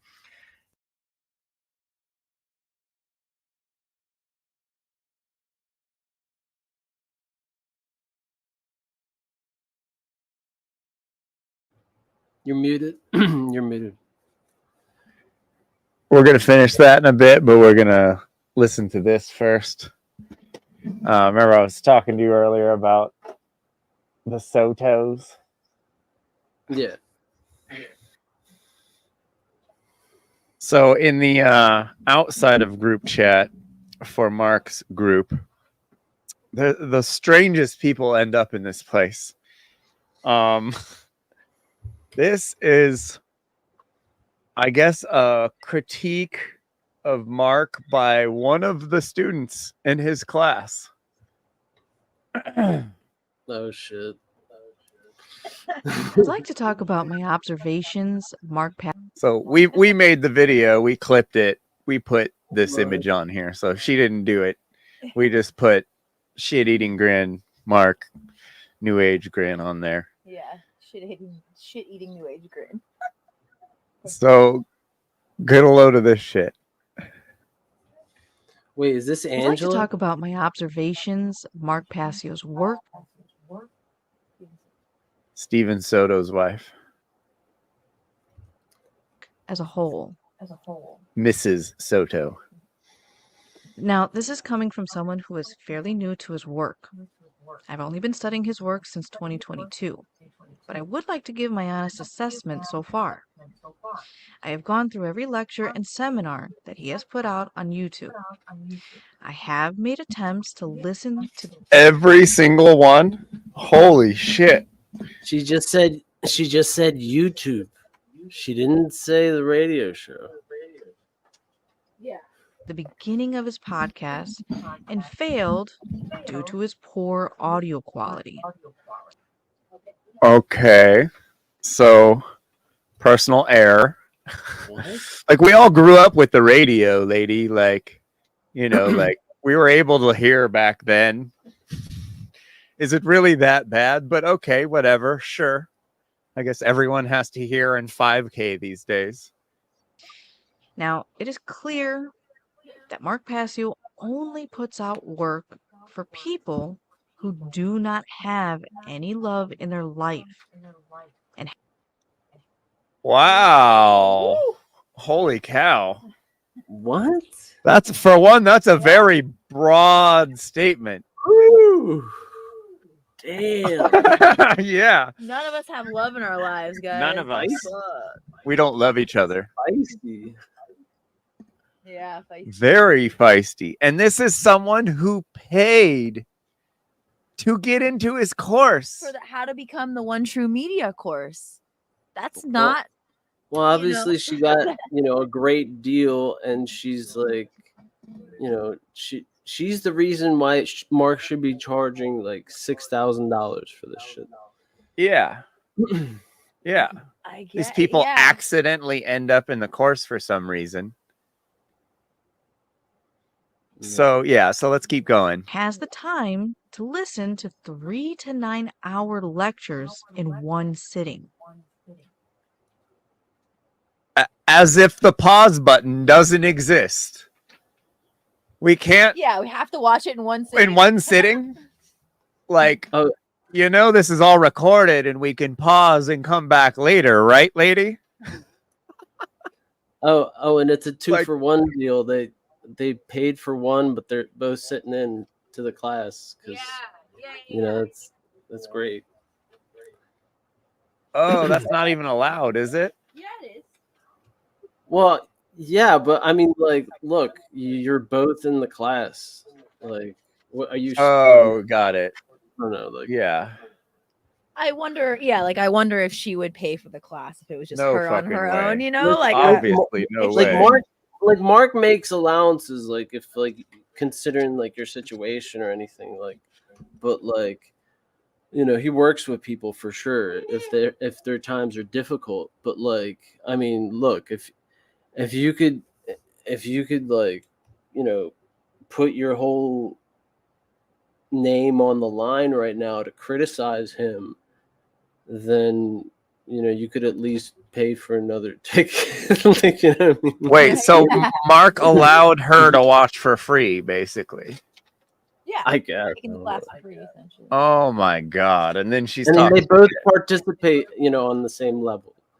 And it's like, they're on the shared. And they're like the nastiest people in the chat, allegedly. I haven't seen it because I'm not in the chat, but they're like real power couple, from what I hear. Yeah. Oh yeah. Obviously very happy in their relationship. Very power anti-vegan couple. Oh shit. She's also the one who said, yeah, do you remember who they are now? Because she said that Mark, he gets commented about him getting hurt very often, and he probably just needs some chicken broth with like a winky face. So literally the trash apes that he's been speaking about. They live in Mexico. Oh, they do? Yeah. Oh, that's right. Yeah, she told her story about how she went back to Mexico and started eating animal products because she was vegan, of course. They're over there, dude. They're over in fucking in Acapulco. Don't tell anybody. Oh, they're in Acapulco? Oh boy. So it's Team Berwick. It explains a lot. We're dealing with here. It explains great things. It really does. It does explain a lot. How funny. Okay. And that's even what we're dealing with some of these other people that we're dealing with is Team Berwick. And and they don't like the natural law stuff at all. Because that, I don't know, it's just a bunch of scammers down there. And these social people. They want Berwick's. Oh, I saw it on TV. So we're gonna be anarchists and go live in Mexico. And then we're gonna go shit all over anyone who's doing anything good in the liberty movement or in the freedom movement at all, because we aren't actually in it, because we didn't naturally come to it organically. We just saw this show on TV and thought it was cool. What do you mean, man? Like, life's a game, if you get caught up in a little scam here and there, who cares? Damn, like, get the fuck out of here. Like, what? Yeah, seriously. Leave my movement, people. There are plenty of people that would love to be in that class that would actually do something with it instead of just taking up space and talking shit the whole time. Especially when they didn't even pay. Like,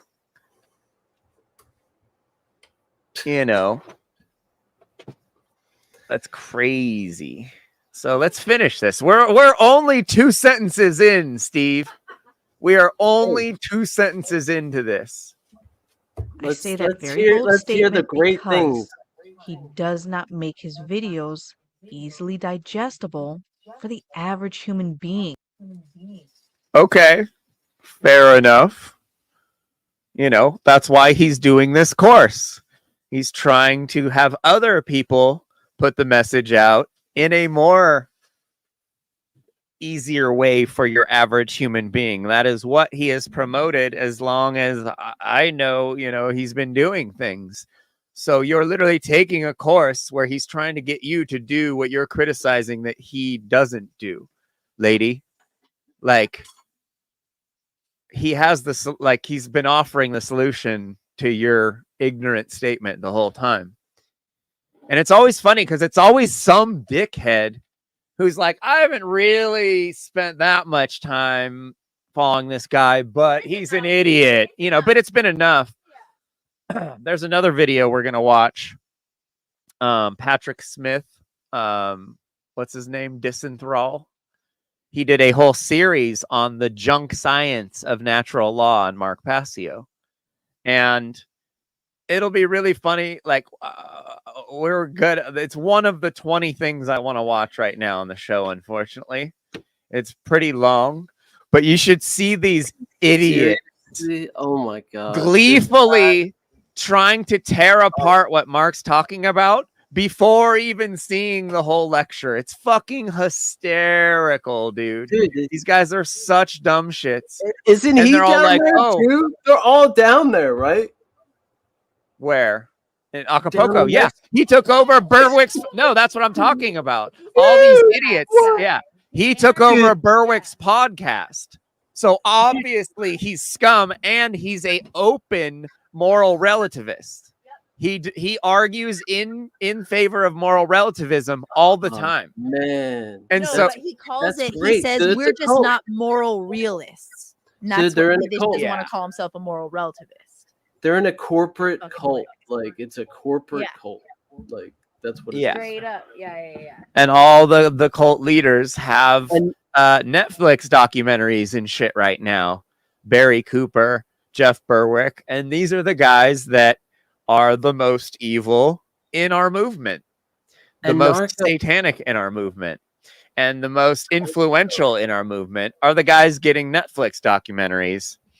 And, you know, when you do any research on these guys at all, you find scam after scam after scam after scam after violent behavior, after over dishonest, you know, like just complete shitballs who, you know, they claim to be best buddies with Mark Passio, yet obviously, you know, like all these guys just use each other for clout. They're all brothers in clout, and it's gross, you know. Like the Berwick clan is you know, the whole Berwick cult thing down there.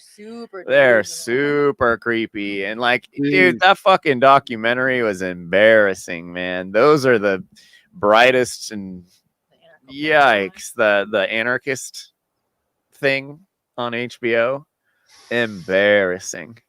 But we were there for that. I remember you were there for that. I didn't see it. I wasn't there. I never went. I fucking stayed away from that because I met Berwick. I met him when he gave Mark his first deal when he gave Mark. I was there, dude. And the way he fucking rubbed me was wrong, dude. It was just like I was standing right next to Mark. And he fucking it's a cokehead. Dude, he walks around me, right? And fucking just plants. And I'm like, what the fuck did you just do? Like, dude, fucking faggot, dude. Faggot. Well, that's likely true. Like, I was not going to shit, dude. And then he comes to Arkadelphia, and he's such a creep. He's all over everybody's women and shit. It's like, dude, fucking get a hold of yourself, you fucking piece of shit. Yeah. He's a little out of control. He's super out of control. But let's get back to this video. That does have love in their life, that requires their attention. Mark Passio puts out work for people who are like him, bitter, depressed, and alone. People that have absolutely no love in their life and are looking for Absolutely none. a reason to hate the world even more and get people to Wait a minute. Hate the world because we're trying to make people moral. More moral. We hate the world? I'm confused here. Yeah, man. Yeah, bro. We want to teach this stuff to like ruin people. What the fuck? Like Ruins seriously. people's No, delusion. we're trying to make the world worse by doing this. Obviously. Like, duh.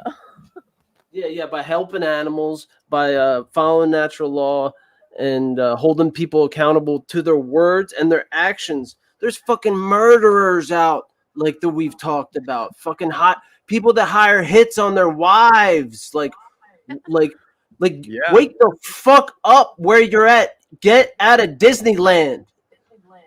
What the fuck? Like, what the fuck are these people doing with their lives? She said, Allie, we were talking about, she sounds like a public school teacher. Yeah, like a shitty, like a power tripping teacher that Works for the state at some point. Yeah, that like is like really condescending, but says it in a really nice voice. But she's telling you that you're stupid, but just saying it and with this new age grin on her face. I'm funny. Conform to their worldview of she's got a nice thinking voice. that She's only got a very nice creates voice. more loneliness and bitterness. I have observed this through his How to Be the True Media course and watched his students spend every day and night on the group chat talking about all the knowledge that can only be understood by the select few who have studied this knowledge for years. Now, Mark Passio's supposed goal is to free humanity from slavery. Yet, he does not make content that is for the public mind. He is stuck in his own reality, believing that putting out more of the same elongated, depressing content will bring more of the average mind to view his content. Unfortunately, He's literally doing the course you were talking about because he knows that. He knows he can't reach everybody with his kind of dated tactics. That's why he's doing the course, you dumb bitch. He said multiple times over the years he can't believe that he's the guy doing this. It's I forget the exact words he uses, but like there should be 5 guys bigger than him doing more clever things. I don't know, like that's the whole point, is getting the information and trying to get it out there in whatever way you can. But all these guys just take the easy route and just kind of plagiarize him, and he's not doing it that well. So therefore their shit is just garbage. So he's asking us, and by offering the course, that's what he's doing, lady. So what's your point for making this video? If you're so smart, how have you not figured that out yet?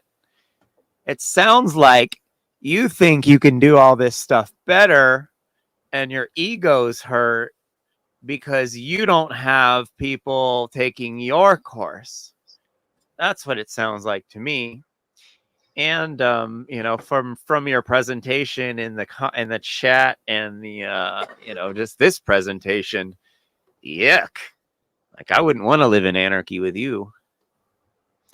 Do they have a lot of work? Fortunately, this is not reality. I doubt it. I mean, we'd have to do a little bit of investigation. They must have like a That's what I was planning. I was planning on looking at several people's work today, but I knew this was going to be like a 10-hour show. I'll have to do most of the stuff next week. No, I'll set aside but it's like every video I want to watch is like 2 hours or 40 minutes or something. So I swear to God, I'm ready to set aside a good like 2-3 years to go over all their work, just like I have with Mark. Yeah, you know, like, that's what I told these dudes. They don't understand who they're dealing with. I'm all, we're gonna start doing a deep dive on you guys then. Yeah, you and know, shit's and really like, easy now. AI, and like you could upload a whole bunch of videos to transcribe, and then ask the AI, "Hey, where did they say this?" And then everything comes yeah. up. And so, No, like, that was like the Europa Law Group, the Europa Natural Law Group. I went in there and just looked at all 7 episodes they have, looked for the word shadow work, and it came up twice, and it wasn't further elaborated on. Not that that's saying that they don't talk about no, Europe. What do you mean? shadow work without using the words, but it's like if you're a new recruit to natural law and you just got into this stuff, you better be talking about shadow work all day on your podcast, because you're not there yet. You got a lot of stuff to do. You definitely shouldn't be teaching yet. And that's what I see with a lot of these Europe, social groups that pop up around Mark. Jeffrey, you These just guys don't just like, understand Europe. Europe has it all figured out. All the Europeans, they're civilized. You know, they're good you know they're, Lord. they know that, like, you know, they look down and they say, you know, you're just animals, and that's the way they look at us, like animals. They do. My sister lives there. She's one of them. She's one of them. I'm telling you, like, it's not good. Was she born there? I was born in the Soviet Union. Yeah. Okay, yeah. Sick.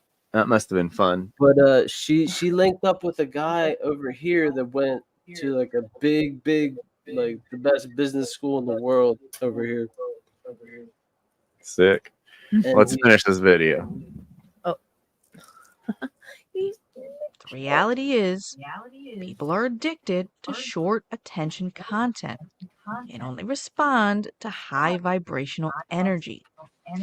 Mark's problem is not that he expresses his anger, rage, and bitterness on camera. Okay, so the whole short attention span thing has been programmed onto us.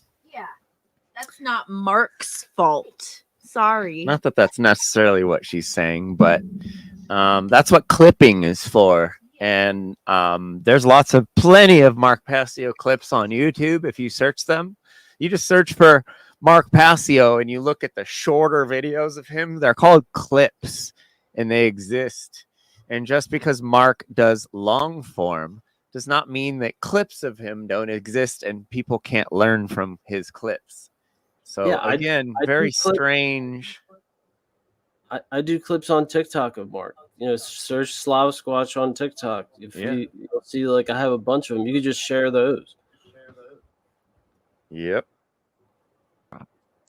Mark's problem is that he only expresses his anger, rage, and bitterness on camera. The average person needs to feel that they can relate to you. This is the simple objective reality of how the average person's mind has been molded by the media and entertainment. Then how has Mark been as successful as he has been? You know, while he doesn't see himself being as successful as he thinks he should be, he's definitely got a good reputation and has had one, and has, you know, work with millions of views on it. I really don't. This critique, Look, I don't really know. Look, if you factor in the shadow banning, right? I always tell people this one instance, right? It's simple. You take the word matrix, you translate it into Russian, you put that word matrix into YouTube or whatever, some Russian or actually just in YouTube, you could just put it in there, and it's translated into Russian. The matrix decoded presentation, and it has like 1.5 million views. Just that one video. So like, no, dude, they're yeah.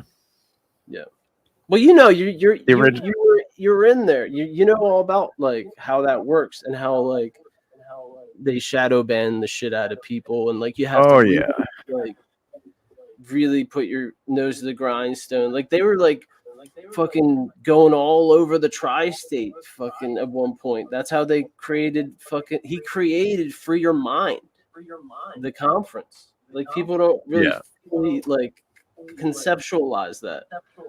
Like, Yeah, well, especially after the big purge, so much good content got wiped from YouTube. I can't even believe the shit I used to have, and it's just all gone. All kinds of good stuff from back in the day. But yeah, I don't, you know, like the dude's done pretty well. This criticism is definitely like, yeah, he hasn't changed the world completely yet, therefore he failed. Like, calm down, lady. yes. So he needs to stop fighting the truth of this reality. He needs to just listen to this lady If he wants his who's too broke to pay for her own way to get into this course. important message to be broadcasted to the masses, he needs to meet his audience halfway. Or he does need to accept that he is wasting his time trying to reach them. You think he doesn't talk about that, lady? Like, what the fuck? Like, he's always talking about wasting his time. Like, this is nothing new. I gotta say, I am Mark learning isn't a so much. scammer. He pays out, dude. Like straight up. Did you know about the big donor for the One Great Work Network? No. Dude, bro. They all got, there's like 70 content creators. They all got 10 grand in like a span of 6 months. Crazy. Do you know how much fucking cash that? He could you know have how much easily not given a cent to most of those people.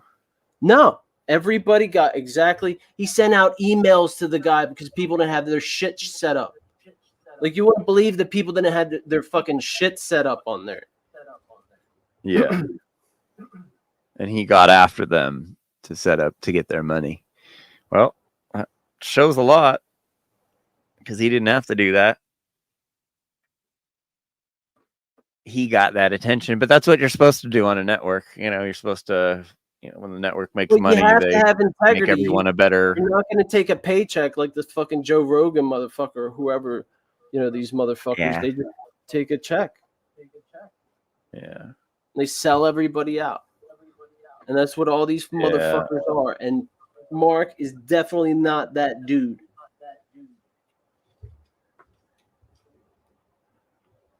From both his work and his mistakes.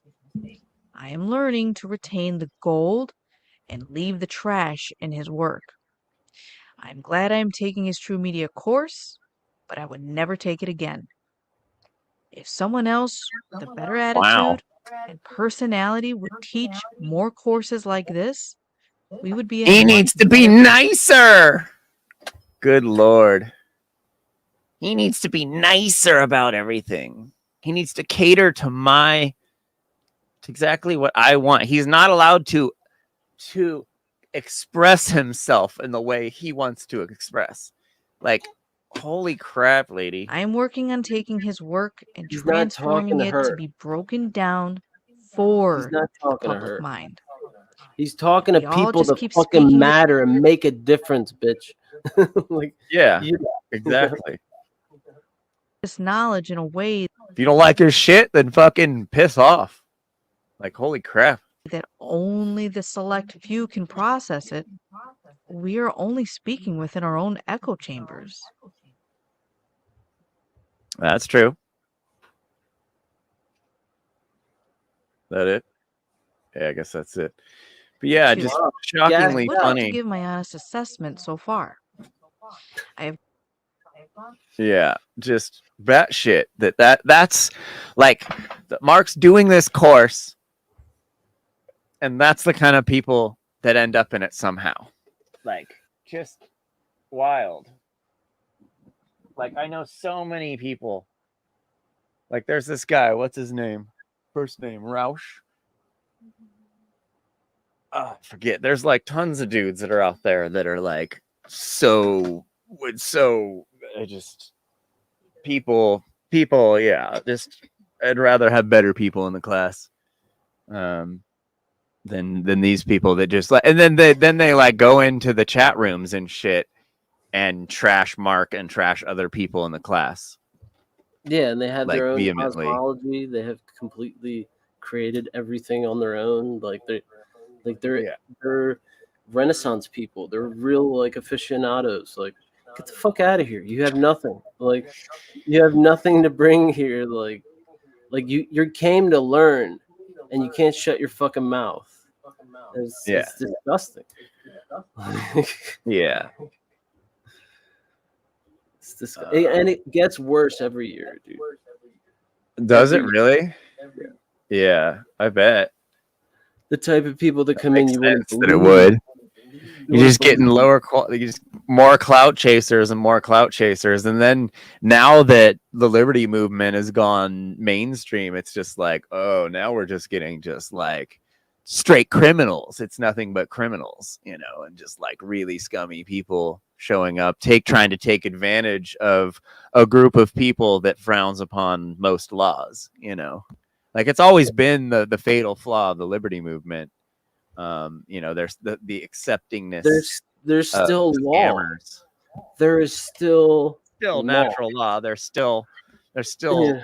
you know, they don't want any law. Theft is still wrong.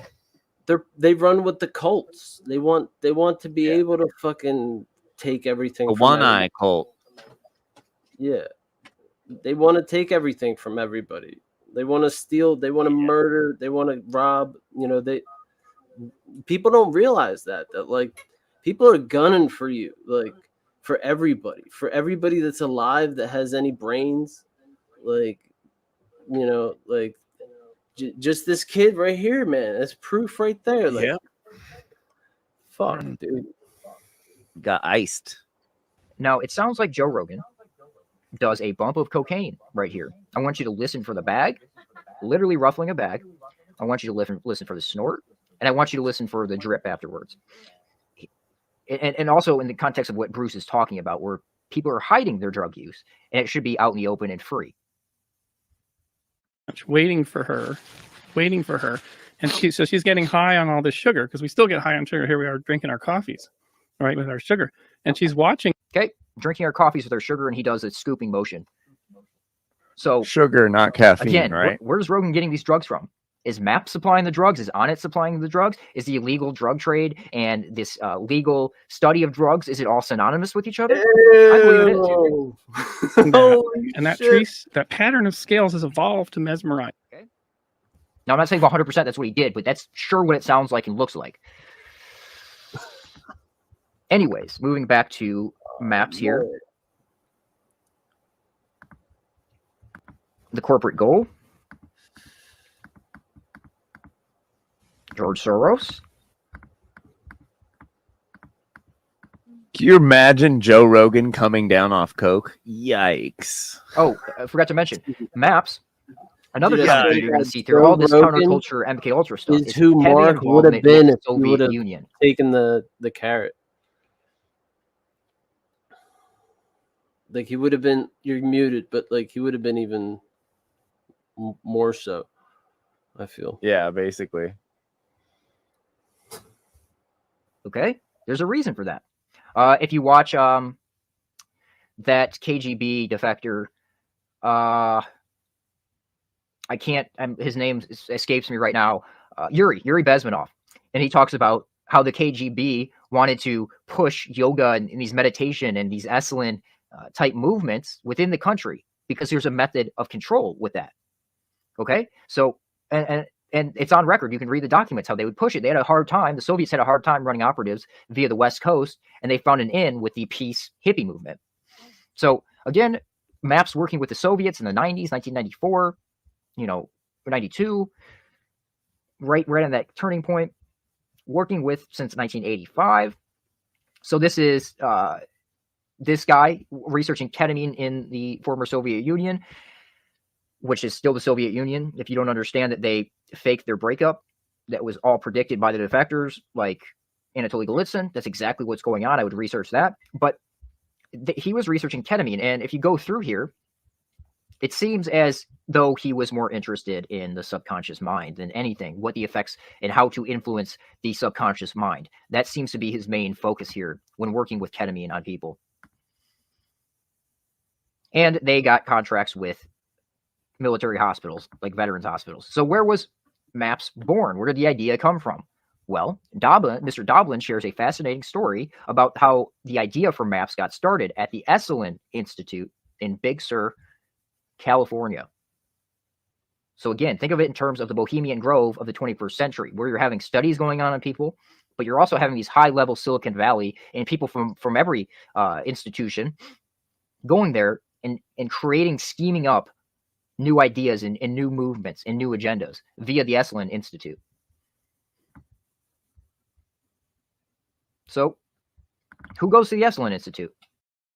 Esalen, where you just were on the Big Sur coast, and they stored them at their in-town. Did you see what happened to Big Sur? What?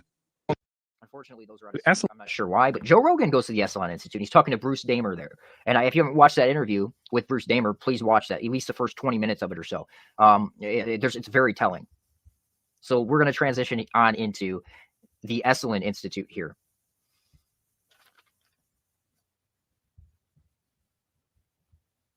So the Esalen Institute. Again, like I said, who visits the Esalen Institute? Who came out of the Esalen Institute? How much influence did the Esalen Institute have on the culture in shaping our society and the collapsing society of this country of the West? Well, here's some famous assets, cultural change agents coming out of the Esalen Institute. Alan Watts, Aldous Huxley, who inspired the creation of Esalen, Terence McKenna, Joe's boy, Terence McKenna, Timothy Leary, Richard Alpert, Rick Doblin, Straussman, Robert Anton Wilson. Okay, all these assets coming from the Esalen Institute, having their Soviet handlers at the Esalen Institute dictate to them what they talk about. Most of the agendas on Rogan's podcast are coming from the Esalen Institute. They're originally ideas stemming from the Esalen Institute, like I stated earlier with the universal basic income, first created at the Esalen Institute, promoted via Alan Watts, now promoted via Joe Rogan's podcast, and we're seeing us pushed in that direction. So, wow. The Esalen Institute. In 1962, Michael Murphy and Dick Pierce famously founded the Esalen Institute. Less well known is the fact that they founded this institute based on advice coming from an older generation of mentors, such as Aldous Huxley, the guy who wrote the Brave New World Blueprint. Him and his brother Julian Huxley. Julian Huxley promoted the idea of chaos via political, economic, etc. landscape for a brave new world to rise out of it, a centrist movement. I'm paraphrasing here. Actually, let me pull that up because this is important. His brother and Aldous was involved in the exact same agendas.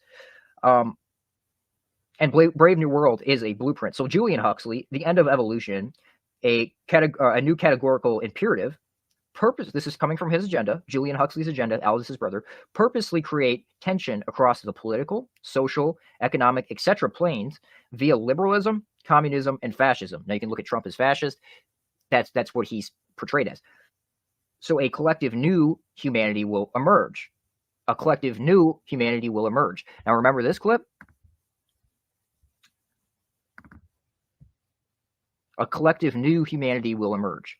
All this stems back to Yeah, I'm hoping that having him in office is that the whole thing was such a clusterfuck and that so many people are so disturbed that it's going to make people more politically active and more aware of the consequences of having someone like that in office. Yeah, and actually weirdly unifying. Yeah. Because the guy's pro-Trump now. Mentors such as Aldous Huxley, Alan Watts, Joseph Campbell. Now, Campbell, if you are unaware of these people, which is understandable because this research is suppressed, they've kept Jan Irvin, who really dug all this stuff out and droned through documents and things to make this information available. This is a huge agenda that they don't want in the public domain. Go look at Jan Irvin's Logos Media. Go check out Logos Media. Read his articles over there, and please dive into his brain database. He has all the connections there. It is beautifully done. All the footnotes. You can spend months in the thing. This is an important agenda that is unfolding before us right now, with history going into the past and then continuing into the future. All these people are covered by Jan Irvin, with Lawrence Rockefeller being another major supporter of Campbell. Lawrence Rockefeller was also an important behind-the-scenes advisor to Michael Murphy since the founding stages of Esalen and donated millions of dollars to the Institute. Again, the Rockefellers. The Rockefellers are always there. Is that why Joe thinks it's ridiculous? Are the Rockefellers ridiculous? The Rothschild agents, the Rockefellers, are they ridiculous? I don't think so. The Packard Foundation, Ford Foundation, Carnegie Foundation, all had some involvement with the Esalen Institute in the early 60s and early 70s, which otherwise appears to have been reasonably profitable on its own. It would be clear what forces were behind the founding Esalen Institute. It should be clear what forces were behind the founding of the Esalen Institute, an institute we will get back to in a later chapter. Okay?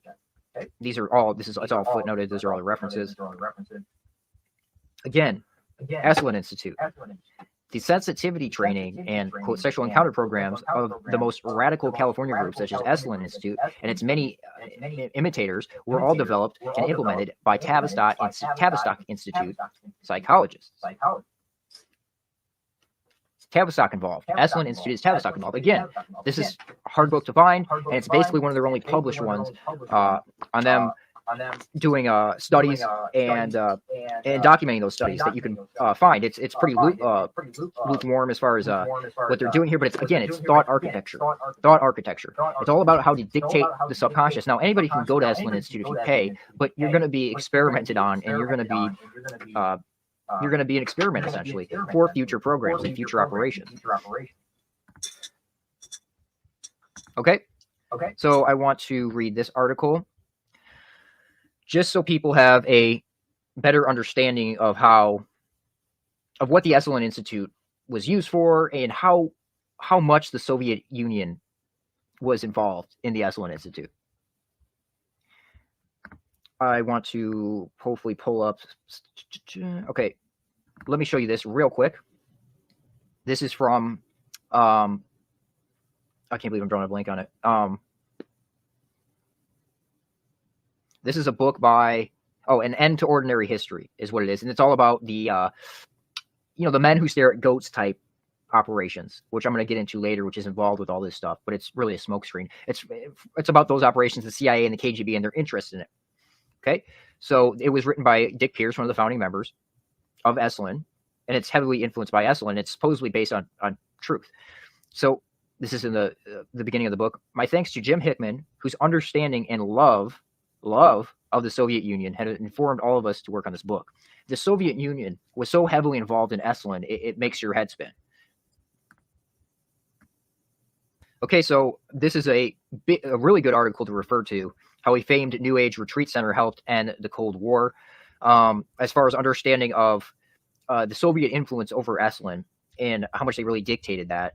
I'm not going to read the whole article right now for this video. I'm going to do another video where I actually go through it because it's a long article. But I'm going to read some of the key points. Again, just so you have an understanding, the Soviet Union promoted its foreign policy through the World Peace Council and other front organizations. So the Soviets had a hard time running operations via the West Coast, and they found an in with the hippie movement, the drug culture, the hippie culture. This is a good way to infiltrate and subvert the West from within. That's exactly what they were trying to do, and what they're still trying to do, because the Soviet Union still exists to this day. You all should understand that. It was a synthetic breakup. The defectors predicted it. Anatoly Golitsyn predicted it to a T. So I'll just briefly mention some of the stuff this article talks about. People from Esalen were allowed to go for the Soviet Union and literally hand out literature, okay? No issue. Americans in the Soviet Union just handing out literature. Red flag. They were doing things like helping Soviet engineers, giving Soviet engineers information on how to redirect rivers and stuff like that. Like literal treason was going on via the Esalen Institute. And they would bring KGB people in. And there was a lot of compromising going on there, because this is what goes on there. A bunch of naked people in the hot springs. A lot of stuff goes on at the Esalen Institute. So it's a great place to compromise people. And that's a lot of what's going on there. Similar to Bohemian Grove. So there's a lot of KGB agents there that's all listed and documented. Again, a lot of the Esalen people, a big cover is the whole expanding your consciousness, telekinesis, psychic warfare. These are covers. These are smoke screens. And that's what they were using for their smoke screen to run these operations.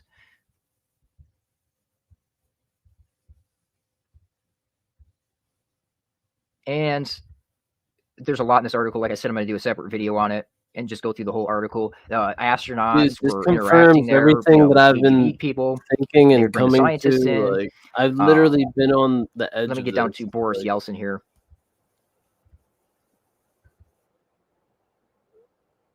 You know, because I've been following the war, like Ukraine. Yeah, I'm on TikTok and I'm always talking to people. Like I talk to people that are on the front. You know what I'm saying? Like, Yikes. Yeah. Yeah, I've seen some crazy videos of like U.S. mercenaries working out there for fighting the Ukrainians, like, or fighting the Russians. It's crazy to see those videos of Americans just yelling and fucking being all crazy and shooting people. Well, for like some other country's war. Like, that's fucking insane, dude. That's a sketchy job to it's take. literally like a meat grinder, dude. It's Yeah. just a meat grinder. You know, you go there if you're a desired asset. When you get there, your position is, kept. But if you're like say like some truthers like us go there, right, and that we want to fight for Yeah. something,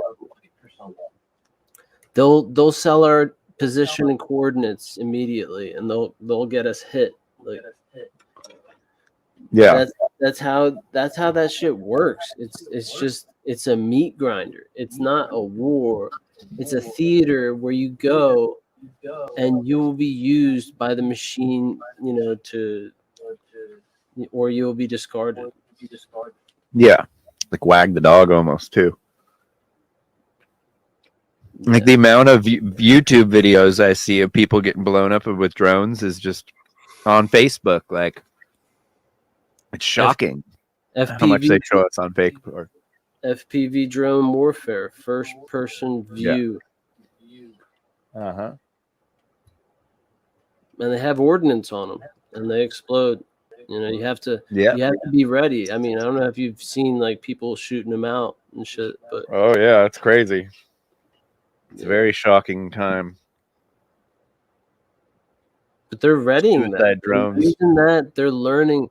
They're getting all that information. They're going to use that to control, all of the world. It's going to be corporate cults.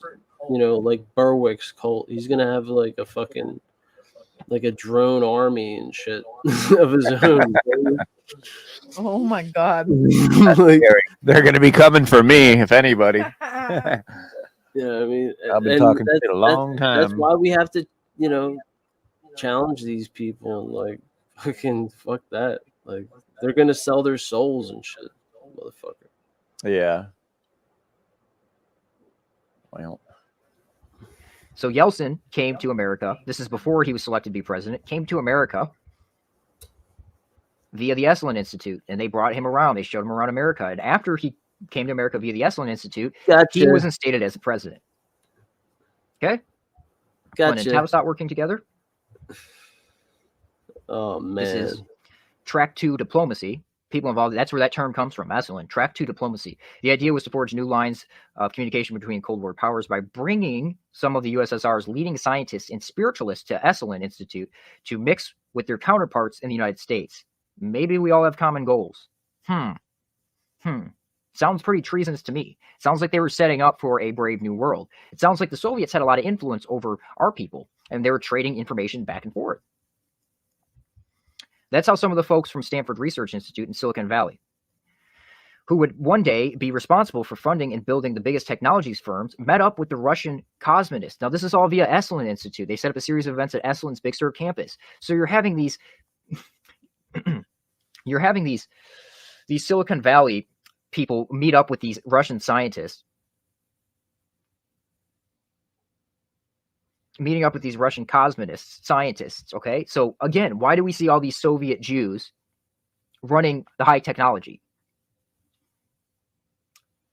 I mean, if you, some of you are hopefully aware of like the Talpiot guys and their research. I think most of it's pretty much off the internet at this point, unfortunately, but the whole Talpiot program, and what you see going on in Israel is all these Soviet Jews dictating Israel, because that's what Israel is. It's a backdoor into the West. So again, a lot of it's happening via the Esalen Institute.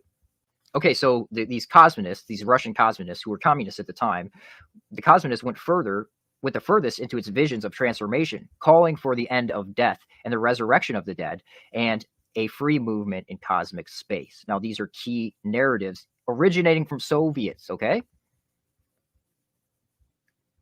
Cosmonists influenced Soviet politics and technology. The cosmonists told Americans, LSD-taking spiritualists, that technology could give them a way to beat death. So these are the agendas originating out of Esalen. So I think you're starting to understand what's going on here. We're not being beaten by machines, but by a league of tech billionaires who have been taught to believe that humans are the problem and technology is the solution. We must become aware of their agenda and fight it if we're going to survive. Now, that's a key quote. I want to play this clip here. There's some interesting stuff going on here.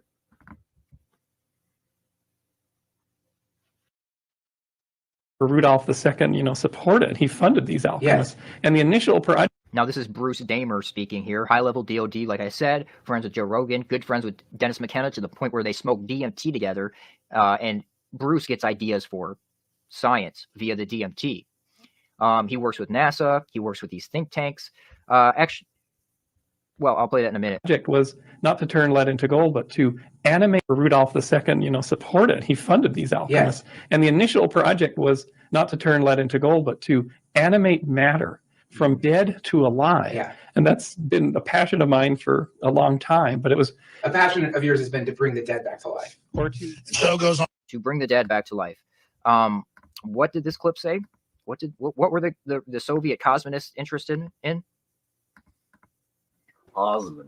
Very Talmudic. Where did that go? Oharian.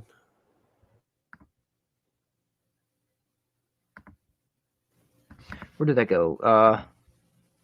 Oh, vision went furthest into visions of transformation for calling for the end of death and the resurrection of the dead and free movement in cosmic space. Where do we see these agendas pushed constantly? We see these agendas pushed constantly on Alex Jones, and we see these agendas pushed constantly through the intellectual dark web and Joe Rogan. Okay, so are we starting to see where their agenda is originating out of? Let's get back to this clip here. On the cycle forever, but we're far from the big win. But we're getting into the territory where if we could completely turn this around, we're going to the next level. Life extension, everything. It's really amazing. Sitting here on this planet with this incredible potential of space colonies and life extension and unlimited cloning. Something like a soul or energy or consciousness or something like that. Yes, a form, like an Aquinas form, right? But yes, I think that those are actually two different things as well. Like the idea of Tichiyat Metim, which is the idea of resurrection of the dead. That's a different idea than what happens after you die, right? Tichiyat Metim is the idea that eventually the Messiah comes, that we'll all be resurrected back in our physical bodies at a certain point, which, honestly, given the nature of how science is moving and the possibilities of cloning, is actually less crazy than it sounded probably a couple of thousand years ago. Yeah. I was born on Earth. I was the richest man on several planets. I was born on Earth. The first time. Now, this is from a show which I believe is predictive programming, and it's all about transferring your consciousness into clones, which I think is the actual agenda. I think the whole concept, which is pushed by Esalen, is the idea that uploading your consciousness into this Hive computer is not the actual agenda. I think that is a false agenda, like what Elon Musk promotes. The real agenda is using clones and other things like that. And Bruce Damer also agrees with me. He'll speak the real agenda. That's what he does best. He talks openly about these things. And so, again, I think this is really what's going on. I died, I was 99. New technology transferred my consciousness to a new body. For 263 years, I sleeved into new bodies, living on in perfect health. The fault for your every memory, your every spirit, immune to aging and disease. The body will decay, but your memories live on in someone else's body. Your new slave. This is a promised death. It is death itself, only a memory. Or Sunday at the National Space Society's annual event. I'm talking about China's new Silk Road. This is key here as well. I'm going to skip over this for now because that's going to be the next thing I mention here. Economy. Actually, Elon Musk and Jeff Bezos, the two guys who can save us by opening a platinum highway in the sky. What does that mean? A platinum highway in the sky means a space economy. that's also in Brave New World, started by these new techniques that started doing the like that.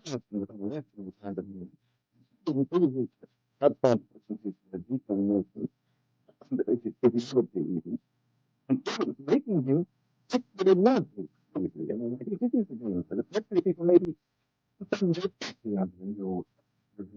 So they love their slavery. First off, psychologically manipulated. Secondly, I'm offering you miracles. So you have your Peter Thiel types, your Elon Musk types offering you these miracles, these technologies, okay? Giving you this technology so you love them for it. And they use it as a method to control you, giving you these new plant-based psychedelic medicines, you know, that might actually have some benefits, but they're using it as a method of control.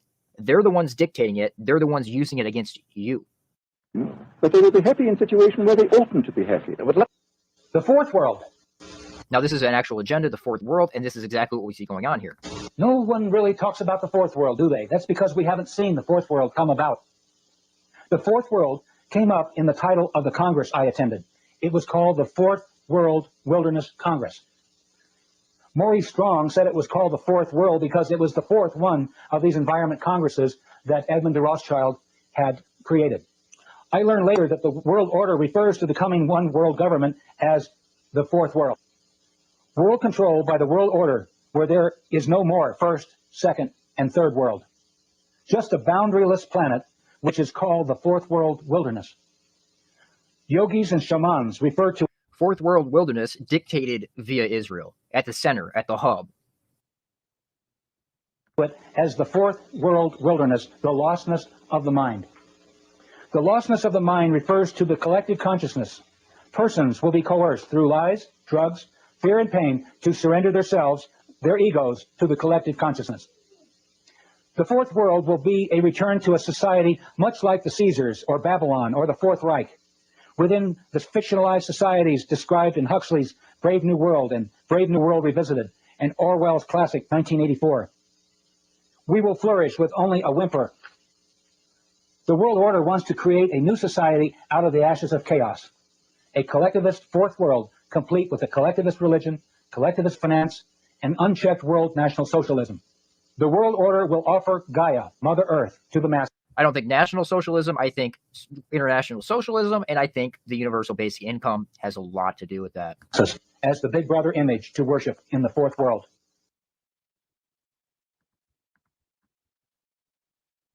It was with, but you can hang small dose.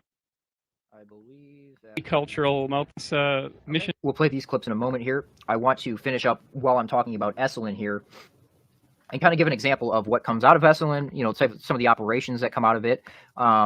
So, Mind War. Michael Aquino, the famous Setian. The fifth degree of initiation is Maga, M-A-G-A. That's a fifth degree of initiation in the Temple of Set, which originates out of the Church of Satan, who he was also heavily involved with early on. So Aquino, who loves the Soviets, was very close with the Soviets. So let's read this. Aquino was deeply involved in what has been called the Revolution in Military Affairs, or RMA, the introduction of the most kooky, third-wave, New Age ideas into military long-range planning, which introduced such notions such as information warfare and cyber warfare into the Pentagon's lexicon. In the early 1980s, at the same time, Heidi and Alvin Toffler, mentioned him earlier, were spinning their Tavistock third-wave utopian claptrap to some of the Air Forces, which is Air Force Space Command, which Zach is a part of. Air Force's top brass, Lieutenant Colonel Michael Aquino, who was the first Army space officer, and other U.S. Army Colonel Paul Vallely, who completely supports Israel and supports the idea of Israel dictating the world. We're co-authoring an article for the Military Review. You know, that article, Mind War. So, Carol Marshall, or Sherry Seymour, who is the one who unraveled the whole Promise Gate scandal, very well-respected research, private investigator, very well, respected. So she persists that the Vallely and Aquino paper, which is Mind War, virtually spawned the entire revolution in military affairs. And its approach to warfare, military operations other than MOOTW, and viewing and its asymmetric approach to warfare and military operations other than MOOTW, and viewing mainstream media as potential mind war operatives or alternative media. In a follow-up U.S. Air Force Academy study, we learned why warfare must become multi-dimensional. The fifth dimension, information warfare, information overload. That's the fifth dimension of warfare. So this is from the so the spectrum of conflict as portrayed in most readings is single dimension, linear, and continuous. It must be replaced by a multi-dimensional model, perhaps even a non-linear and discontinuous. Topographical mathematicians would call it a manifold, hence the name conflict manifold. Its primary characteristic is multi-dimensional. Now, the guy who termed the intellectual dark web is a mathematician. And as we see with this Trump media, the non-linear warfare is completely out of control. Let's listen to this.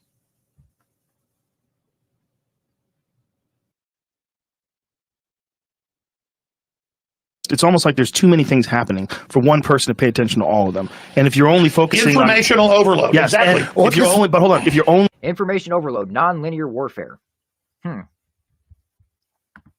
So Mind War, which originates out of Esalen, according to Michael Aquino. Let me see if I can get right here. This is where he admits it. He's admitted it a bunch of times, but this is a clip that you should go watch. He comes out of Esalen.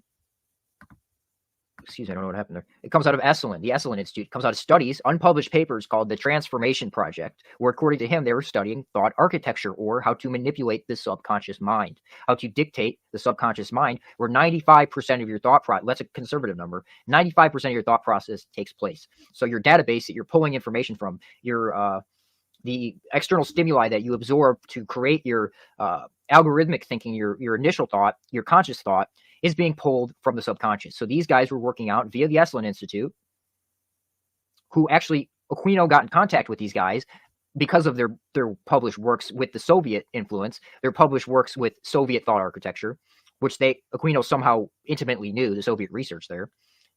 So this is the core structure of Mind War, which is exactly what Alex Jones's operation is. Oh man, I should have that clip ready. Shoot. I'll insert it in here. Like it. We have the zeitgeist. If you wanted to use an allegory, InfoWars has pulled the sword Excalibur. Others can't pull it. We pulled it. Trump pulled it. You pulled it. But if you don't use Excalibur, it's worthless. I am using Excalibur. Doesn't mean I'm perfect. Doesn't mean I'm not going to make mistakes or stumble or fall. Or at the end of this, not make it myself. But the new republic, the rebirth, will be launched. That's what it's all about. All right. Boy, Scott Adams, CNN is losing the mind war. I have some smart advisors, but I do what I think I should do. They've begged me not to tell you this. But I will, because my weapon is the truth. This is from the Mind War paper that spawned the revolution in military affairs, the future Soviet warfare theory within this country. These media are, of course, the electronic media, television and radio. Alex was one of the first TV radio broadcasters. That's what a podcast essentially is, television, radio. State-of-the-art developments in satellite communication and video recording techniques. Remember, this is 1980. Like the sword Excalibur, we have to reach out and seize this tool, and it can transform the world for us if we have the courage and the integrity to enhance civilization with it. If we do not accept Excalibur, then we relinquish our ability to inspire foreign cultures with our morality. If they then desire moralities unsatisfactory to us, we have no choice but to fight them on a more brutish level. So I'm not sure why I don't have the rest of it in there, but anyway, the core structure of Mind War is this and weaponizing truth, using truth as a weapon. The Mind War operative must know that he speaks the truth. So taking bits of truthful information and using it as a weapon. And our boy Bruce Damer knows all about same shit James True is doing. And he still does that. Knows all about Annie Marshall, and we'll get into Bruce Damer here. Probably. In a minute. Branch. So Andrew Marshall is one of these. He's a shaman. he goes between very quietly. He's a shaman. And what he decided to do, get this, so he's a shaman. Now, Andrew Marshall's a guy who initially instated, heavily involved in 9/11 as well. Andrew Marshall is a guy, he was originally appointed under Nixon, and he's the one who instated, took Aquino and Valley's papers and their ideas and everybody else who was promoting it, and instated it within this country. It stated the future Soviet warfare theories. Now, in the Project for the New American Century, they say take advantage, post-2001, take advantage of these future Soviet warfare theories. And we've certainly seen that happen. So he calls himself a shaman, code word. So again, he says he very quietly, he's a shaman. He very quietly goes in between communities. So you could look at like Rogan's podcast. He's essentially a shaman on his podcast where he goes and snakes in between these communities. You do some kind of a practice. It's sort of a kind of global, multicultural, multi-ethnic, multi-technic shamanism. And I've been doing this for about 25 years. And what that is what I call put yourself on the shelf. Get the idea? Yourself is parked on the shelf, and then you dive into another world. And for me, this has been these delightful worlds of Pentagon think tanks, NASA mission design, etc. Okay. So that's Bruce Damer. And again, like I said, we'll get into him in a moment.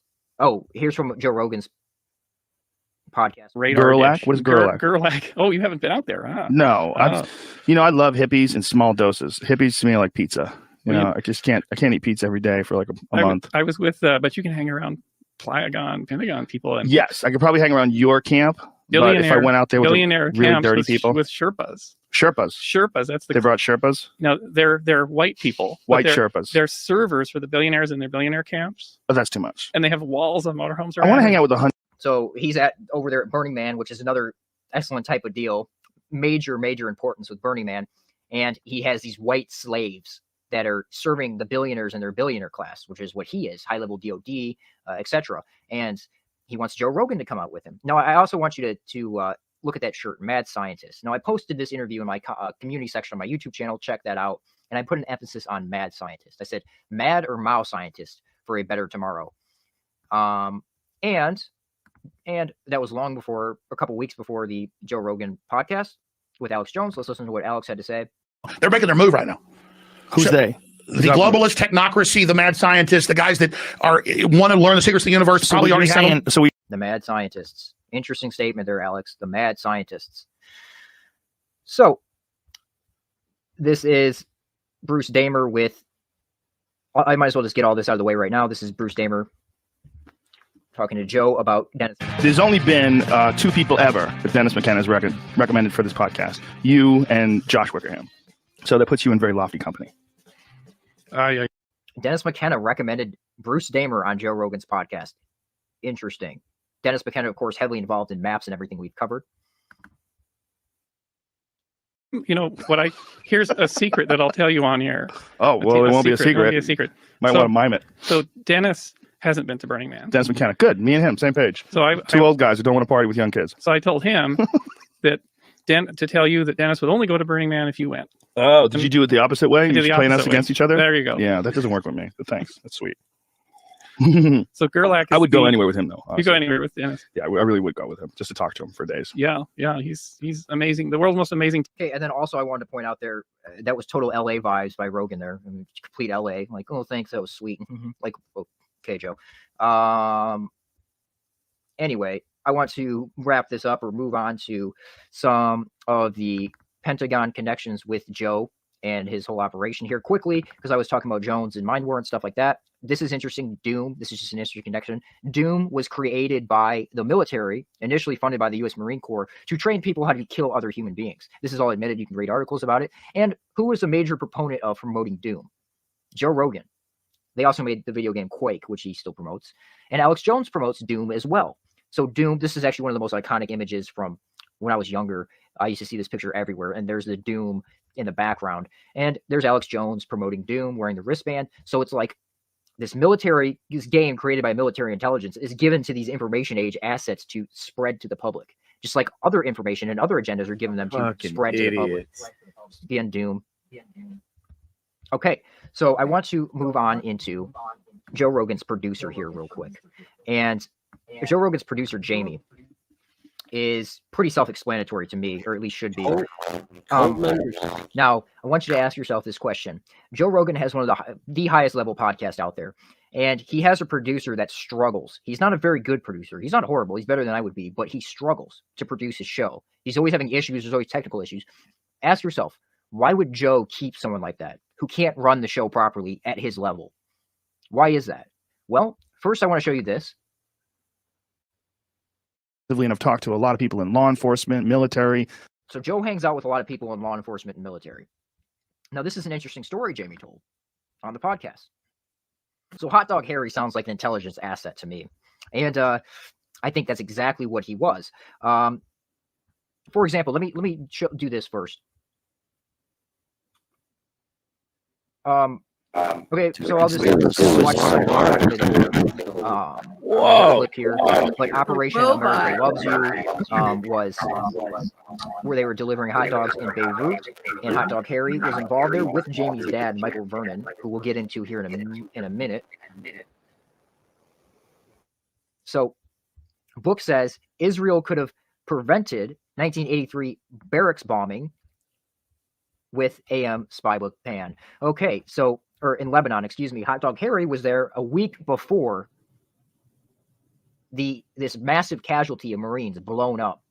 And Israel could have prevented it. Now, this is the same story over and over again. Israel sets up our American troops to die for their benefit.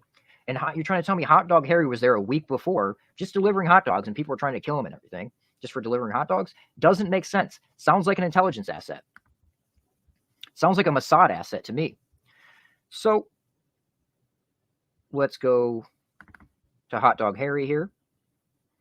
Let me show you Hot Dog Harry first. So let me show you a picture here of Hot Dog Harry, Jamie's dad's friend, best friend. Here he is. And, of course, he's Jewish. And there he is rocking the CCCP, Soviet Union shirt. He also spent time in the Soviet Union as well. You're trying to tell me he's not a Mossad asset? I mean, give me a break. So this is from Jamie's dad's book about Hot Dog Harry. So he was Barbara Streisand. This is before she was famous. He was he used to sell sewing machines, and he was going to repo her sewing machine. And she asked him if he's Jewish. And he said, of course, yes. Harry asked, Harry, work with me here. I won't let you down. And of course, he worked with her. Today, we know her as Miss James Brolin. That's right. The movie star, the legendary singer and producer, Miss Barbara Streisand. So, of course, he's Jewish, and he's working with other Jews. That just shows you how they operate. He met famous people like Trumpman Capote and Tennessee Williams when he was younger. A Jewish lawyer could help. Being a good Jew, that's what you do. He helped a Jewish lawyer get out of Havana, who helped him. And this was an interesting quote. Harry's life is blessed to have the right people come into it at just the right times. Now, that is because he's Jewish, and that's how it works for Jews. They help each other out. It's that simple.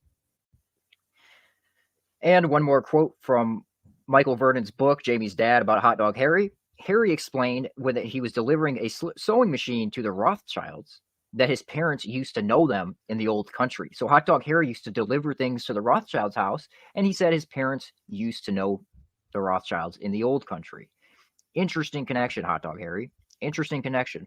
So let's just go through some of these pictures. This is from Jamie's dad's Facebook. So just to prove that it's his dad. Military family. Salute to my class, 1576 Battalion 2, Naz, Pensacola. That's his class. He is Navy. Michael Vernon, his father is Navy, and his base that he came out of specializes in information warfare. That's very interesting. And then Michael went on to create a radio station. There is the radio station. There's Hot Dog Harry. Some stuff about Hot Dog Harry. There he is.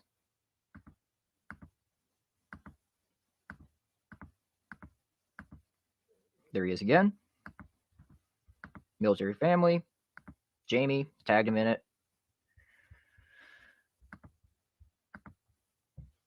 So yeah, you get the idea here. That's who. There he is. There's Jamie and his father. So, my question is, why does Rogan keep Jamie? Why is Jamie still producing the Joe Rogan podcast if he's not that good? Well, it's very simple. He comes from a military family. It's because of his military pedigree. Joe Rogan's podcast is an operation. It's not what you think it is. It's not organic. I had mentioned Bruce Damer before. And this is a very important, interesting connection. Now, this is a book from Howard Bloom, who is one of those intellectual dark web types. He hangs out with the same circles, and he's also involved in the counterculture. He claims that he is the one who actually started it. So let me play this clip real quick in reference to Howard Bloom. Echo. This is very important. This is a very important deception that these people are involved in.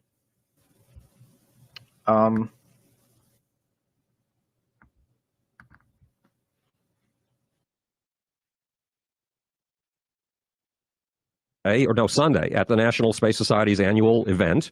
I'm talking about China's new Silk Road versus America's highway in the sky. The new Silk Road, the Chinese government's going to put in. So if you're unaware of the Belt and Road Initiative, the new Silk Road, unfortunately, I can't direct you to securing our interest. They used to have a wonderful website full of references and articles that you could really dive into it and understand that Israel, China, and Russia are taking over the trade, and it's going to be dictated from Israel in the center, like the old Clovis map. They're taking it over, the Belt and Road Initiative, and America's nowhere in the picture. So nobody knows about the Belt and Road Initiative except for this guy. And you'll see what he's banking, what his solution for it is, but it's really a scam. It's a pipe dream to take away from us actually doing something to prevent this Belt and Road Initiative by creating a space economy. Okay, so that's like mining asteroids and things that are impossible. I promise you they're impossible. It can't happen. And it never will happen. It's a pipe dream that people are going to dump money into, and that money is going to be taken and funneled into other operations for the bigger plan, the Brave New World. $1 trillion. It's a total of a $20 trillion project. It pulls together something like 66 countries and 3.3 billion people. And I co-founded and chaired something called the Asian Space Technology Summit in Kuala Lumpur last May, just about exactly a year ago. And it was obvious, being in Malaysia, that China has bought Malaysia's heart, that Americans don't count for much anymore because the Chinese are already spending money. They already own 15 to 20 ports. They own 15 to 20 ports. Piraeus, which is the port of Athens, the city that was the cradle of Western civilization, guess who owns it? The Chinese. And they're upgrading these ports to do things that no port we've ever seen before has been able to do. So because they have a big vision, a really big vision, they're going to dominate the 21st century. Now, what he's leaving out is Israel is the main driver behind all this. And Russia benefits as well. The Soviet Union benefits as well. Was the American century. This is going to be the Chinese century, unless we counter with an equally big vision. And the big visions are not coming from Donald Trump in Washington, D.C., or from senators and congressmen. They are coming from precisely the people you fingered. They're coming from Washington. They're coming from California. They're coming from Elon Musk and Jeff Bezos, the two guys who can save us by opening a platinum highway in the sky. What does that mean? A platinum highway in the sky means a space economy. Okay. To all those who have stimulated and sustained me, and then he includes Bruce Damer, and then Timothy Leary is in here somewhere. A lot of the okay, so Howard Bloom talking on the a message transhumanists is literally the DOD. Now Bruce Damer is the one who introduced Terrence McKenna into Steve virtual reality. Jobs. He's the one who set up the satellite on Terrence's house in Hawaii, etc. We've been talking about Bruce Damer, the shaman. Okay, so Howard Bloom Just talking like to Bruce Zuckerberg. Damer about, no, this is Channel 4. Richard Metzger from disinfo.com. Disinfo.com. Channel 4, disinfo.com. These are big connections here.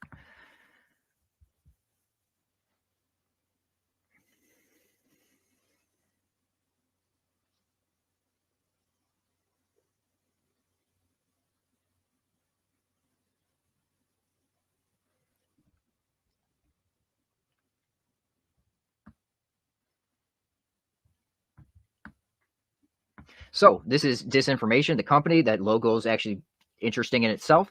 But let's look at key people here. Matt Staggs. Matt Staggs. Who is that? That's Joe Rogan's producer. Okay? Let's just pull that up real quick. Twitter. Now, here he is.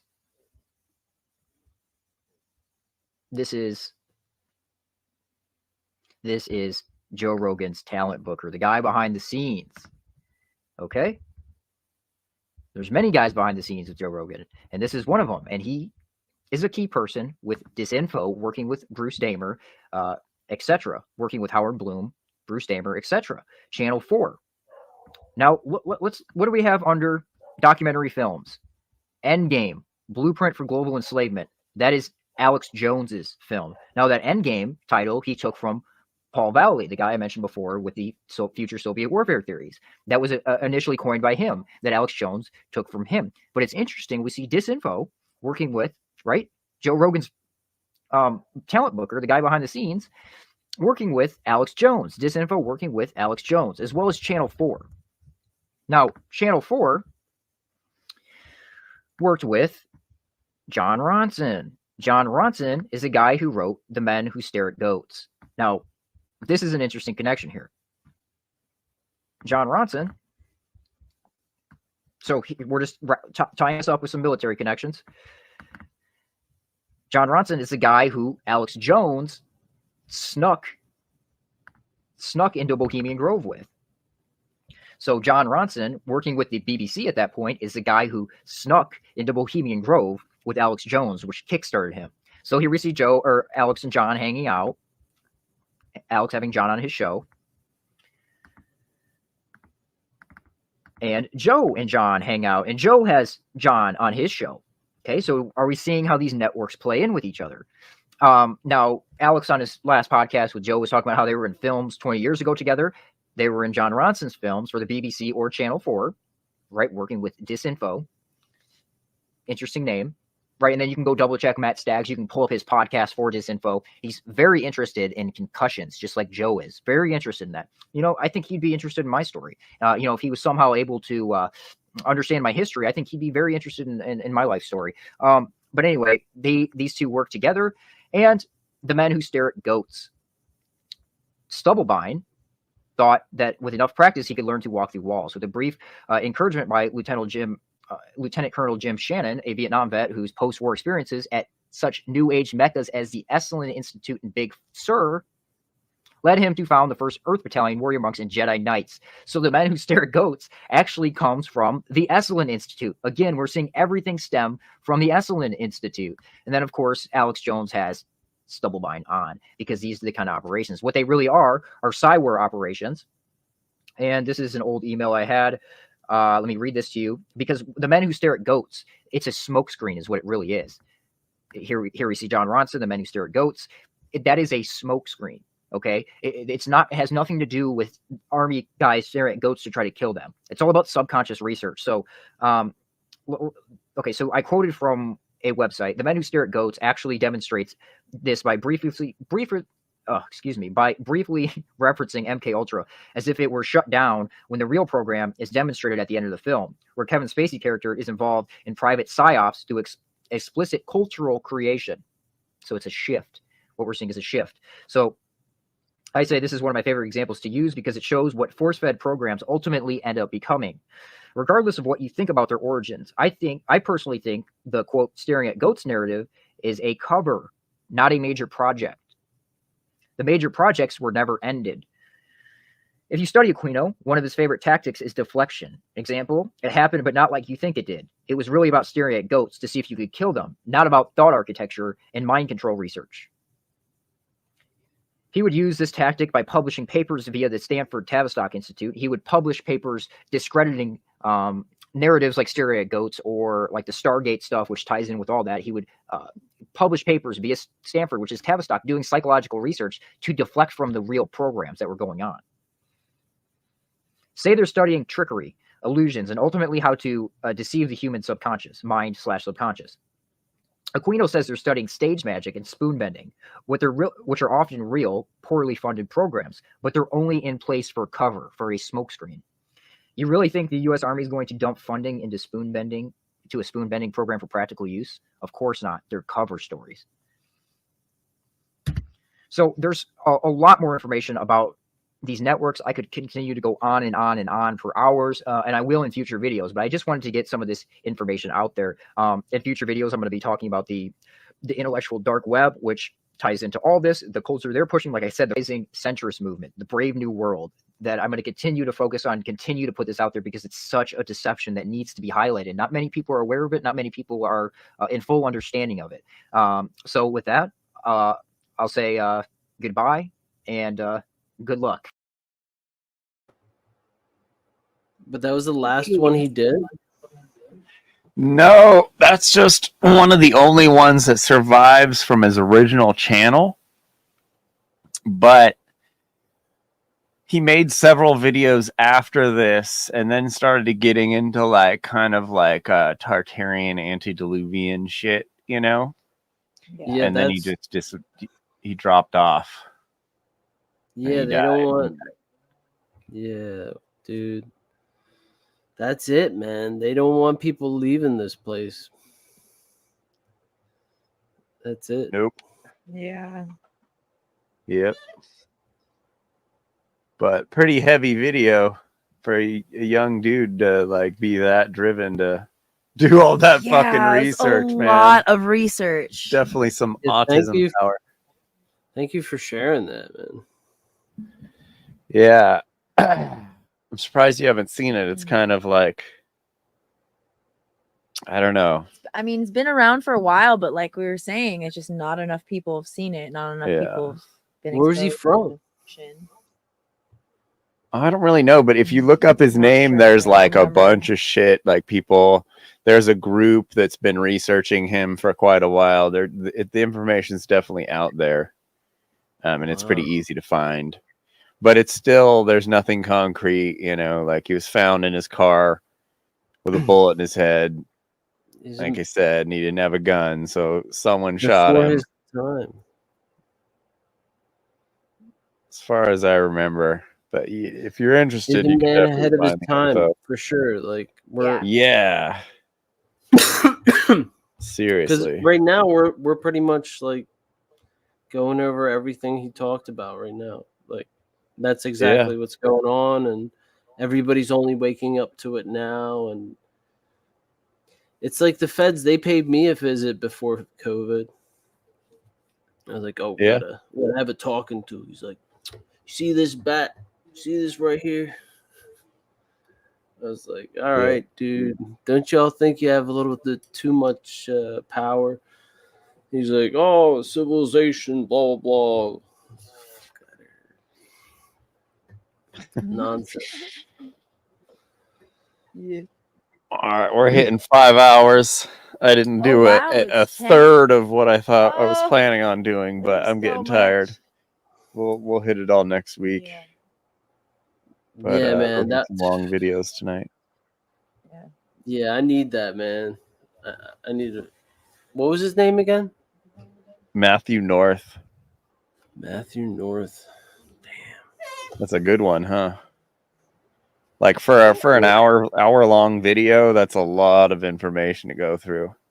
And you should probably listen to it. You should probably watch it 2 or 3 more times.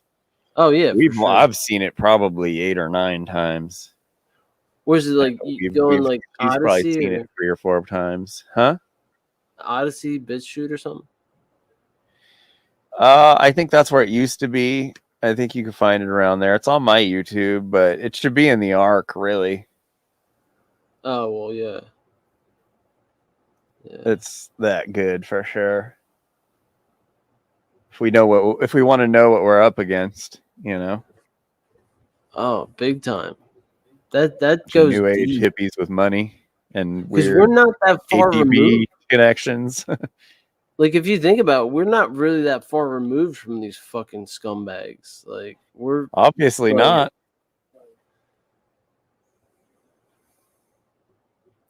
You know, you could call Bohemian Grove. We called them once. Yeah. You can call Esalen. You can go there. It's in NorCal. It's in Big Sur. It's just like weird that these places exist. A lot of weird hippie psyops going on in California. Always has been. Oh yeah. But we're gonna hit the sack. All right, y'all. Get some rest. Thanks for hanging Cool out show. as always. Yeah, for sure. Later, dude. Great. See you next Thanks for week. having me. Thank you, everybody. Yeah. Yeah. for Thanks, watching. everyone. Remember to like and subscribe. Yeah, like and subscribe. Follow me on YouTube if you want at Light Occult Revival. Revolver.